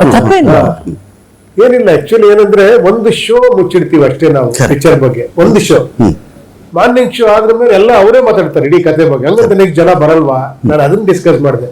We can't be talk about subject only. ಏನಕ್ಕೆ ಅವಾಯ್ಡ್ ಯಾಕೆ ಮಾಡ್ಬೇಕು ಹೇಳ್ಬೋದು. ಇದು ಈ ತರ ಲೈನ್, ಅದು ಕೈಂಡ್ ಆಫ್ ಟ್ರೈಲರೇ ಅಲ್ವಾ? ಅದೇ Kind of trailer. ಅದೇ ಬಟ್ ಇದನ್ನ ಅಷ್ಟು ಈಸಿನೂ ಈಸಿ ಅಲ್ಲ. ಅದು ಮೇನ್ ಥಿಂಗ್. ಆಮೇಲೆ ಆಗಿದ್ದು ಇದನ್ನ ಎಕ್ಸ್ಪ್ಲೈನ್ ಮಾಡೋದು ಅಷ್ಟು ಈಸಿ ಅಲ್ಲ. ಇದು flavour of the subject will go. ಅದೇ ಮೇನ್ ಸಬ್ಜೆಕ್ಟ್. ಇದನ್ನ ಒಂದ್ ಎಳೆ ಹೇಳಿದ್ರೆ ಅದನ್ನ ಹೇಳಕ್ಕೂ ಆಗಲ್ಲ. ಇದನ್ನ ಅದೇ ಪ್ರಾಬ್ಲಮ್. ಅಲ್ಲ, ಇದು ಕೂದಲೆಳೆ ಅಂತರದಲ್ಲಿ ಪಾರಾಗುವಂತದ್ದು ಏನಾದ್ರು ಇದೆಯಾ ಅದ್ರಲ್ಲಿ? ಕೂದಲೆಳೆ ಬಗ್ಗೆ ನಾನು ಉಗುರೆಳೆ ಅಂದ್ರೆ ಪರವಾಗಿಲ್ಲ. ಸರಿ ಆಯ್ತು, ಮಾತು ಪೂರ್ತಿ ವಾಪಸ್ ತಗೋತಾ ಇದೀನಿ, ಹೇಳಿ. ಸೊ ನಮ್ಮ ವಾದ ಏನಿತ್ತಂದ್ರೆ, ಏನಾಗುತ್ತೆ ಅಂದ್ರೆ ನಾವು ಫಸ್ಟಿಗೆ ಜನಗಳಿಗೆ ಏನು ಬಿಟ್ಕೊಡದೆ ಸ್ಕೇಲ್ ಬಿಟ್ಕೊಟ್ಟಿದೀವಿ. ಈಗ ಕೆಲವಾರು ಸರ್ಪ್ರೈಸ್ ಗಳು ಅವ್ರು ನೋಡಿದಾಗ ಆ ಸರ್ಪ್ರೈಸ್ ಅವ್ರಿಗೆ ಹೇಗ್ ಅನ್ಸ್ತು ಅಂತ ನಮ್ಗೆ ಗೊತ್ತಿಲ್ಲ. ಬಟ್ ನಾವೀಗ ಆ ಸರ್ಪ್ರೈಸ್ ಹೇಳಿದ್ರೆ ಅದನ್ನ ಹುಡುಕ್ತಾ ಕೊಡ್ತಾರೆ. ಜನಗಳ ಆ ಸರ್ಪ್ರೈಸ್ ಹೇಳಿದ್ರೆ ಆಗ ಅವ್ರ ಫ್ರೆಂಡ್ ಹೇಳಿರೋದು ಈ ಪ್ಲೇಸ್ ಅಲ್ಲಿ ಊಟ ಚೆನ್ನಾಗಿದೆ ಅಂತ, ರೆಸ್ಟೋರೆಂಟ್ ಅವರು ನಮ್ಮ ಫುಡ್ ಚೆನ್ನಾಗಿದೆ, ಇಲ್ಲಿ ಚೆನ್ನಾಗಿದೆ ಅಂತ ಹೇಳಿದಾಗ ಅವ್ನು ಹುಡುಕ್ತಾ ಕೊಡ್ತಾನೆ. ಫ್ರೆಂಡ್ ಹೇಳಿದಾಗ ತಿನ್ಬೇಕಾದ್ರೆ ಒಂದ್ ಸ್ವಲ್ಪ ಜಾಸ್ತಿ ಎಂಜಾಯ್ ಮಾಡ್ತಾನೆ ಅನ್ನೋದು ನನ್ನ. ನಾವು ಒಳ್ಳೆ ರೆಸ್ಟೋರೆಂಟ್ ಆಗಿದ್ಯಂತೆ ಬರ್ತಿದ್ಯಂತೆ ಅಂತ ನಾನು ಹೇಳಕ್ ಒಳ್ಳೆ ರೆಸ್ಟೋರೆಂಟ್ ಅವರೇ ಮಾಡ್ಬೇಕು. ಅದನ್ನ ಹೇಳೋದಕ್ಕೆ ನಾವು ಅರ್ಧ ಗಂಟೆ ಅದನ್ನ ಅವಾಯ್ಡ್ ಮಾಡಿ ಏನ್ ಹೇಳಿ. ನನಗೂ ಫಸ್ಟ್ ಎಕ್ಸ್ಪೀರಿಯನ್ಸ್ ಇದು. ಬಿಕಾಸ್ ನನಗೇನ್ ಅನ್ಸುತ್ತೆ ಅಂದ್ರೆ, ಬಿಕಾಸ್ ಅದನ್ನ ಹೇಳಕ್ಕಾಗದೆ ಏನೋ ಹೇಳಕ್ ಟ್ರೈ ಮಾಡ್ತಾ ಇದೀವಿ, ಅದೆಲ್ಲೋ ಆ ಒದ್ದಾಟ ಆಗ್ತಿದ್ಯಾ ಅಂತ ನನಗನ್ನಿಸ್ತು ಅಷ್ಟೇ. ಶೂಟಿಂಗ್ ಎಕ್ಸ್ಪೀರಿಯನ್ಸ್ ಶಿವಣ್ಣ, ಸಾಂಗ್ಸ್ ಎಲ್ಲ ಹೇಗೆ ಯಾವ ತರ ಬಂದಿದೆ? ಅದೇನು ಆಫ್ರೋ ಟಪಂಗ್ ಅನ್ನೋದು ಐಸಿಂಗ್ ಅಂದ್ ಕೇಕ್ ಅಂತಾರೆ, ಬಟ್ ಮೂವಿ ಇಲ್ಲ ಅಂತಾರೆ ಅದನ್ನ. ಬಟ್ ಅದೇ ತುಂಬಾ ಸೌಂಡ್ ಮಾಡ್ತು ಶಿವಣ್ಣ ಆಫ್ರೋ ಟಪಂಗ್. ಯಾಕಂದ್ರೆ ಅದು ಅದ್ರಲ್ಲೇ ಇದಿದೆ, ನಿಮ್ಗೆ ಒಂದು ಸ್ಟೋರಿ ಇದೆ. ಇವ್ರ ತಲೆ ಮೇಲೆ ಪುಕ್ಕ ಎಲ್ಲ ಒಂದಷ್ಟು ಇಟ್ಟು ಏನೇನು ಒಂದು ಸ್ಟೋರಿ ಇದೆ ಅದ್ರಲ್ಲೇನೆ. ಓಕೆ, ಕ್ಲಬ್ ಅದೇ ಅದು ಡಾನ್ಸ್ ಮಾಡ್ತಾರೆ ಇವ್ರು ಅನ್ನೋದಕ್ಕೋಸ್ಕರ ಮಾಡಿಲ್ಲ. ಎಂಟರ್ಟೈನ್ಮೆಂಟ್ ಜೊತೆಲಿ ಒಂದು ಲವ್ಲಿ ಒಂದು ಏನಂತೀವಿ ಒಂದು ಎಳೆ ಇದೆ. ಅದು ಆಳವಾಗಿ ನೋಡ್ಬಿಟ್ರೆ ನಿಮ್ಗೆ ಸ್ಟೋರಿ ಅಲ್ಲೇನೆ ಗೊತ್ತಾಗುತ್ತೆ. ಆ ಸಾಂಗ್ ಅಲ್ಲೇನೆ ಫಸ್ಟ್ ರಾಜ್ ಶೆಟ್ಟಿ ಓಡೋದು, these things are minute things. ಅಲ್ಲೇನೆ ನೀವು ಡಿಕೋಡ್ ಮಾಡ್ತಾ ಇದ್ವಿ. ವೈ ಟ್ರೈಲರ್ ಆದ್ಮೇಲೆ ಯಾಕೆ ಡಿಕೋಡ್ ಇಷ್ಟು ಮಾಡ್ತಾರೆ? ಟ್ರೈಲರ್ ಇಂಟ್ರೆಸ್ಟಿಂಗ್ ಆಗಿದ್ದಕ್ಕೆ ಡಿಕೋಡ್ ಮಾಡ್ತಾರೆ. ಇಲ್ಲಾಂದ್ರೆ it's okay, let's see on 25th February. But they go on why this one. ಒಂದು ಡೈಲಾಗ್ ಬಂತು, ಉಪೇಂದ್ರ ಒಂದು ಡೈಲಾಗ್ ಹೇಳ್ತಾರೆ, ನೋ ಪಾರ್ಕಿಂಗ್ ಹಿಂಗೆಲ್ಲ ಮಾಡಿದ್ರೆ ಇದೇ ಗತಿ ಅವ್ರಿಗೆ. It's message, it's lesson to the, it's moral. ಎಲ್ಲಾರ್ಗು ಇದು ಅನ್ವಯಿಸುತ್ತೆ ಇದು. ಹೌದಲ್ವಾ? ನಮ್ ಪಾಡು ನಾವು ಕರೆಕ್ಟಾಗಿ ಮಾಡ್ಕೊಂಡಿದ್ವಿ, ಯಾಕೆ ಹಿಂಗಾಗುತ್ತೆ? ಕರೆಕ್ಟ್. ಯಾರೋ ಬಂದು ಯಾರೋ ಒಂದ್ ಕಡೆ ಒಳ್ಳೇದಾದ್ರೆ ಒಂದ್ ಕಡೆ ಕೆಟ್ಟದಾಗ್ಲೇಬೇಕಲ್ವಾ, ಅದೇ ಜೀವನ. ಎರಡು ಎಲ್ಲ ಒಳ್ಳೇದಾಗ್ಬಿಟ್ರೆ ಆಮೇಲೆ ಇವ್ರಿಗೇನ್ ಜಾಬ್ ಆಯ್ತು ಅವ್ರಿಗೇನ್ ಜಾಬ್ ಆಯ್ತು, ಎಲ್ರಿಗೂ ಬೇಕಲ್ವಾ ಉದ್ಯೋಗ. ಸೊ ಆ ರೀತಿ ಪಾತ್ರದಲ್ಲಿ small morals and small messages ಇದೆಯಲ್ಲ ಬಹಳ ಅದ್ಭುತ. ಓಪನಿಂಗ್ ಡೈಲಾಗ್ಲಿ ಇದ್ರ ಬಗ್ಗೆ ಹೇಳ್ತಾ ಇರುತ್ತೆ, ಜನನ ಮರಣ ಸೆಂಟ್ಲಿ ಡ್ಯಾಶ್. ಒಂದು ಫ್ರಸ್ಟ್ರೇಟೆಡ್ ಡೈಲಾಗ್ ಇವ್ರು ಹೇಳ್ತಾರೆ, ಯಾರು ವೈ ದಟ್ ಫ್ರಸ್ಟ್ರೇಷನ್. ಸೊ ಅಲ್ಲಿ ಉಪ್ಪು ಹುಳಿ ಖಾರ ಎಲ್ಲ ಇದೆ. That is very intelligently shed. ಅದಕ್ಕೋಸ್ಕರ ನಾವೇನ್ ಹೇಳೋದು, ನೀವು ಸ್ವಲ್ಪ ವೆಯ್ಟ್ ಮಾಡಿ ಬನ್ನಿ ಅಂತ. ಎಲ್ಲ ಶಿಕ್ಷೆನೂ ಕೋರ್ಟೆ ಕೊಡಕ್ಕಾಗಲ್ಲ ಅಂತನಾ? ಅಂದ್ರೆ ಎಲ್ಲಾ ಶಿಕ್ಷೆನೂ ಕೋರ್ಟೆ ಕೊಡಕ್ಕಾಗಲ್ಲ ತಪ್ಪುಗಳಿಗೆ. ಲಾರಿ ಎಲ್ಲಾ ಶಿಕ್ಷೆಯನ್ನು ಕೋರ್ಟೆ ಕೊಡಕ್ಕಾಗಲ್ಲ, ಅದು ಕೋರ್ಟ್ ಬಿಟ್ಟು ಇನ್ನೇನೋ ಇದೆ ಅಂತ ಜಗತ್ತಲ್ಲಿ. ಸ್ಟೇಷನ್ ಕೋರ್ಟ್ ಬಿಟ್ಬಿಟ್ಟು ಇಲ್ಲ, ಆ ವಿಷಯ ಯಾಕೆ ಇವಾಗ ಕೋರ್ಟ್ ಗಿಡದಲ್ಲ. ಅಲ್ಲ, ಈ ಕಥೆಯಲ್ಲಿ ನೋ ಪಾರ್ಕಿಂಗ್ ಅಲ್ಲಿ ನಿಲ್ಸಿದ್ದ ಇವನ್ಗೆ ಇನ್ನೇನಾಗುತ್ತೆ ಅಂತ. ಆ ಒಂದು ಲೋಕದಲ್ಲಿ ಹಂಗ್ ನಡೀತದೆ ಆತರ. ಬಟ್ ಅದು ಇದಕ್ಕೂ ಅನ್ವಯಿಸುತ್ತೆ ಅಷ್ಟೇ. ಕಾನೂನು ಕೈಗೆ ತಗೊಬೇಕು ಅಂತ ಹೇಳಿಲ್ಲ. ಹೇಳಿಲ್ಲ ಹಂಗಲ್ಲ, ಅನ್ವಯಿಸುತ್ತೆ. ಅವರು ನ್ಯೂಸ್ ಅಲ್ಲಿ ಕುತ್ಕೊಂಡು ಮಾತಾಡೋರು ಸ್ವಲ್ಪ ಕೇಳಿದ್ ನೋಡಿ, ಎಲ್ಲ ಶಿಕ್ಷೆಗಿದೆ ರಶಿ ಇದು ಅಂತ. ಇಲ್ಲ ಉಪಿ, ಆಕ್ಷನ್ಸ್ ಯಾಕಾಗುತ್ತೆ? ಅಲ್ಲ ಅದೇ ಯಾಕಾದ್ರು ಸಿಸ್ಟಮ್ ನೋಡಿರ್ತಾರೆ, ಸಿಸ್ಟಮ್ ಇದೆ, ಎಲ್ಲ ಇದೆ. ವೈ? ಬಿಕಾಸ್ ಆಫ್ ಈ ಮಿಸ್ಟೇಕ್ ಇಂದ ಆಗುತ್ತೆ. ಅದು ಕೋರ್ಟ್ ಕೂಡ ಶಿಕ್ಷೆ ಅಲ್ಲ, ಎಲ್ಲಕ್ಕೂ ಸಿಂಬಾಲಿಕ್ ಆಗಿದೆ ಅಷ್ಟೇ. ಅದನ್ನ ಆಳವಾಗಿ ಅರ್ಥ ಮಾಡ್ಕೋಬೇಕು. ಹಿಂಗ್ ಹೇಳ್ಬಿಟ್ಟು ಹಿಂಗ್ ಮಾಡ್ಬೋದು, ಇಲ್ಲ. You think. ಅಲ್ಲಿ ನಡೆಯಪ್ಪ ಒಂದು ಸನ್ನಿವೇಶದಲ್ಲೂ ಇಲ್ಲಾಗೋ ಸನ್ನಿವೇಶದಲ್ಲಿ ಒಂದು ಇಂಟರ್ಲೇಷನ್ ಅಷ್ಟೇ. ದಟ್ಸ್ ವೈ ವರ್ಲ್ಡ್ ಆಫ್ 45 ಅಲ್ವಾ? ಅದೇ ಇನ್ನೊಂದ್ ಕಡೆ ಅರ್ಜುನ್ ಜನ್ಯ ಅವ್ರ ಜೊತೆ ವರ್ಕ್ ಮಾಡಿದ್ರು, ಸ್ಟೋರಿ ಕೇಳಿದ್ದೆಲ್ಲ ಒಂದು ಭಾಗ ಆಯ್ತು. ಇಲ್ಲೇ ಶಿವಣ್ಣ ಅವ್ರು ಸ್ಟಾರ್ಟಿಂಗ್ ಅಲ್ಲಿ ಒಂದು ಮಾತು ಹೇಳ್ತಾ ಇದ್ರು, ಕೆಲವರು ಕತೆ ಹೇಳ್ತಾರೆ, ನೀವು ಅದನ್ನ ರಿಯಲ್ ಆಗಿ ಅದ್ರ ಶೂಟ್ ಮಾಡಿ ತೆರೆ ಮೇಲೆ ತರುವಷ್ಟೆಲ್ಲ ಅದೇನೇನೋ ಆಗ್ಬಿಡುತ್ತೆ ಅಂತ ಹೇಳಿ, ಬಟ್ ಆಕ್ಯುರೇಟ್ ಆಗಿ ಅರ್ಜುನ್ ಜನ್ಯ ಅವ್ರು ಮಾಡಿದ್ದಾರೆ ಅಂತ ನಾನು ಕೇಳ್ಪಟ್ಟೆ. ಆ ಎಕ್ಸ್ಪೀರಿಯನ್ಸ್ ಹೇಗಿತ್ತು ನಿಮ್ಗೆ? ಇಲ್ಲ, ಅದೇ ಅವ್ರು Accuracy. ಆಲ್ರೆಡಿ ಮಾಡ್ಬಿಟ್ಟಿದ್ರಲ್ಲ, ಅದೇ ಅವ್ರಿಗೆ ಅದು ಫಸ್ಟ್ ಟೈಮ್ ಆಕ್ಚುಲಿ. ನಾನು ಇದುವರೆಗೂ ನಾನು ಆತರ ನೋಡಿರ್ಲಿಲ್ಲ, ಕೇಳಿರ್ಲಿಲ್ಲ. ಇಡೀ ಸಿನಿಮಾನೇ ಮಾಡಿ, RR ಮಾಡಿ, ಡಬ್ಬಿಂಗ್ ಮಾಡಿ, ಇಡೀ ಪಿಕ್ಚರ್ ನೋಡಿ, ಪ್ರೊಜೆಕ್ಷನ್ ಆಗಿ ನೋಡಿ, ಕರೆಕ್ಷನ್ಸ್ ಮಾಡಿ. ಸೊ ಆತರ ಅವ್ರು ಶಾರ್ಟ್ ಟು ಶಾರ್ಟ್ ಇಲ್ಲ, 5 ಶಾರ್ಟ್ ಅಂದ್ರೆ 5 ಶಾರ್ಟ್ಗೆ ರೆಡಿ ಮಾಡ್ಕೊಳ್ಳೋರು 5 ಶಾರ್ಟ್ ಹಂಗೆ ತೆಗಿಯೋರು ಆತರ. ಅಷ್ಟು ಪರ್ಫೆಕ್ಟ್ ಆಗಿ ಇದು ಮಾಡಿದ್ರು ಆಕ್ಚುಲಿ. ಚಿಟ್ರೆ ನಗಿಸುವಂತದ್ದು ಏನಾದ್ರು ಇದೆಯಾ ನೀವು ಇದರಲ್ಲಿ? ಗಾಂಭೀರ್ಯವ ಯಾವ ತರ, ಹೇಗೆ? ಎರಡೂ ಇದೆ, ನಗ್ಸುವಂತದ್ದು ಇದೆ, ಕೆಲವಾರು ಕೆಮಿಸ್ಟ್ರಿಗಳಿದೆ. ಅಂದ್ರೆ ಆ ಕೆಮಿಸ್ಟ್ರಿಯಿಂದಾಗಿ ಆಕ್ಚುಲಿ ನಗು ಬರುವಂತ ಸನ್ನಿವೇಶಗಳಿದೆ. ಬಟ್ ಅದು ಕೂಡ ಆ ಸಿನಿಮಾದ ಕಥೆಯೊಳಗೆ ಬರುವಂತ ಇದು ಬಿಟ್ರೆ ಅದು ಬೇರೆ ಒಂದು ಹಾಸ್ಯದ ಟ್ರ್ಯಾಕ್ ಅಲ್ಲ ಅದು. ಸೊ ಎಲ್ಲದೂ ಇದೆ. ಒಂದು ಅದೇ ಕಮರ್ಷಿಯಲ್ ಒಂದು package, but with sensible writing. Okay. Shivanna ಸಾಹಸಗಳು, ಸಾಹಸ ಅಂತ ಬಂದಾಗ ಮೂವಿನಲ್ಲಿ ಸಾಹಸ ಇದೆ. ಓಕೆ. ಸಾಹಸ ಅಂದ್ರೆ ಅದು ಬೇರೆ ವಿಭಿನ್ನವಾದ ರೀತಿ ಸಾಹಸ. ಓಕೆ. ಒಂದು ಜನರಲ್ ಆಕ್ಷನ್ ಅನ್ನೋದಕ್ಕಿಂತ ಒಂದು ಅನ್ಯೂಶುವಲ್ ಆಕ್ಷನ್ ಇದೆ. ಅನ್ಯೂಶುವಲ್ ಆಕ್ಷನ್ ಇದೆ, ಫ್ಯಾಂಟಸಿ ಕೈಂಡ್ ಆಫ್ ಅಂಡ್ ಬಹಳ ಅದ್ಭುತವಾಗಿ ಡಿಸೈನ್ ಮಾಡಿದ್ದಾರೆ. Okay. Ravi Varma has done a very beautiful design and it looks good. Okay. Comical ಇದೆ, ಕಾಮಿಕಲ್ ಆಕ್ಷನ್ ಇದೆ, ಅದೆಲ್ಲ ತುಂಬಾನೇ ಬಹಳ ಡಿಟ್ಯಾಚ್ ಅಂತ. ಏನೋ ಕೊಂಬೆಲ್ಲ ಏನೋ ಒಂದು ಬೈಕ್ ಬರುತ್ತೆ, ಒಂದು ಕೊಂಬು ನೋಡಿ, ಅಲ್ಲ ಪೋಸ್ಟರ್ಲು ಹಾಗೆ ಇದೆ, ಅವರು ತಲೆ ಮೇಲೆ 2 ಕೊಂಬುಗಳಿದೆ. ಈ ಸಿಂಬಾಲಿಕಲಿ ಏನಿದು? ಪನಿಷ್ ಮಾಡೋ ತರನ ಏನಾದ್ರು ಅವರು? ಯೂಶಲಿ ಆ ಕೊಂಬು ಅಂತ ಬಂದಾಗ ಒಬ್ಬ ಪನಿಷ್ಮೆಂಟ್ ಕೊಡುವಂತ ವ್ಯಕ್ತಿ ಆ ತರದೊಂದು ವೆಹಿಕಲ್ ಮೇಲೆ ಬರ್ತಾನೆ ಯೂಶಲಿ. ಯಮಲೋಕ, ಯಮ, ರೆಪ್ರೆಸೆಂಟೇಷನ್ ಅಷ್ಟೇ. ಓಕೆ. ರೆಪ್ರೆಸೆಂಟೇಷನ್ ಆಫ್ ದಟ್ ಅಷ್ಟೇ. ಎಕ್ಸಾಕ್ಟ್ ಆಗಿ ಅದೇ ಅಂತ ಹೇಳಕ್ಕಾಗಲ್ಲ. ಅದೇ ಇಬ್ಬರು ಸಿನಿಮಾದಲ್ಲಿ ನೋಡಿದಾಗ ನಿಮ್ಗೆ ಅದು ಕ್ಲಾರಿಫಿಕೇಶನ್ ಸಿಗುತ್ತೆ. You go to another world. Why that world? Okay. Why director chose that world? Climax you know. Okay. Why he chose that world? Climaxly with the message you go. When you go out of the film, you feel yes. Some things are there we should. ಈ ಕತೆ ನಾವು ಅದೇ discuss ಮಾಡಿದ್ವಿ ಅಂದ್ರಲ್ಲ, ಏನ್ discuss ಮಾಡಿದ್ವಿ ಅಂತ. ಇದನ್ನ ನಾವು ಓಪನ್ ಆಗಿ ಮಾತಾಡ್ರೆ ಹೇಳಕ್ಕಾಗಲ್ಲ, ಹಂಗಿದೆ.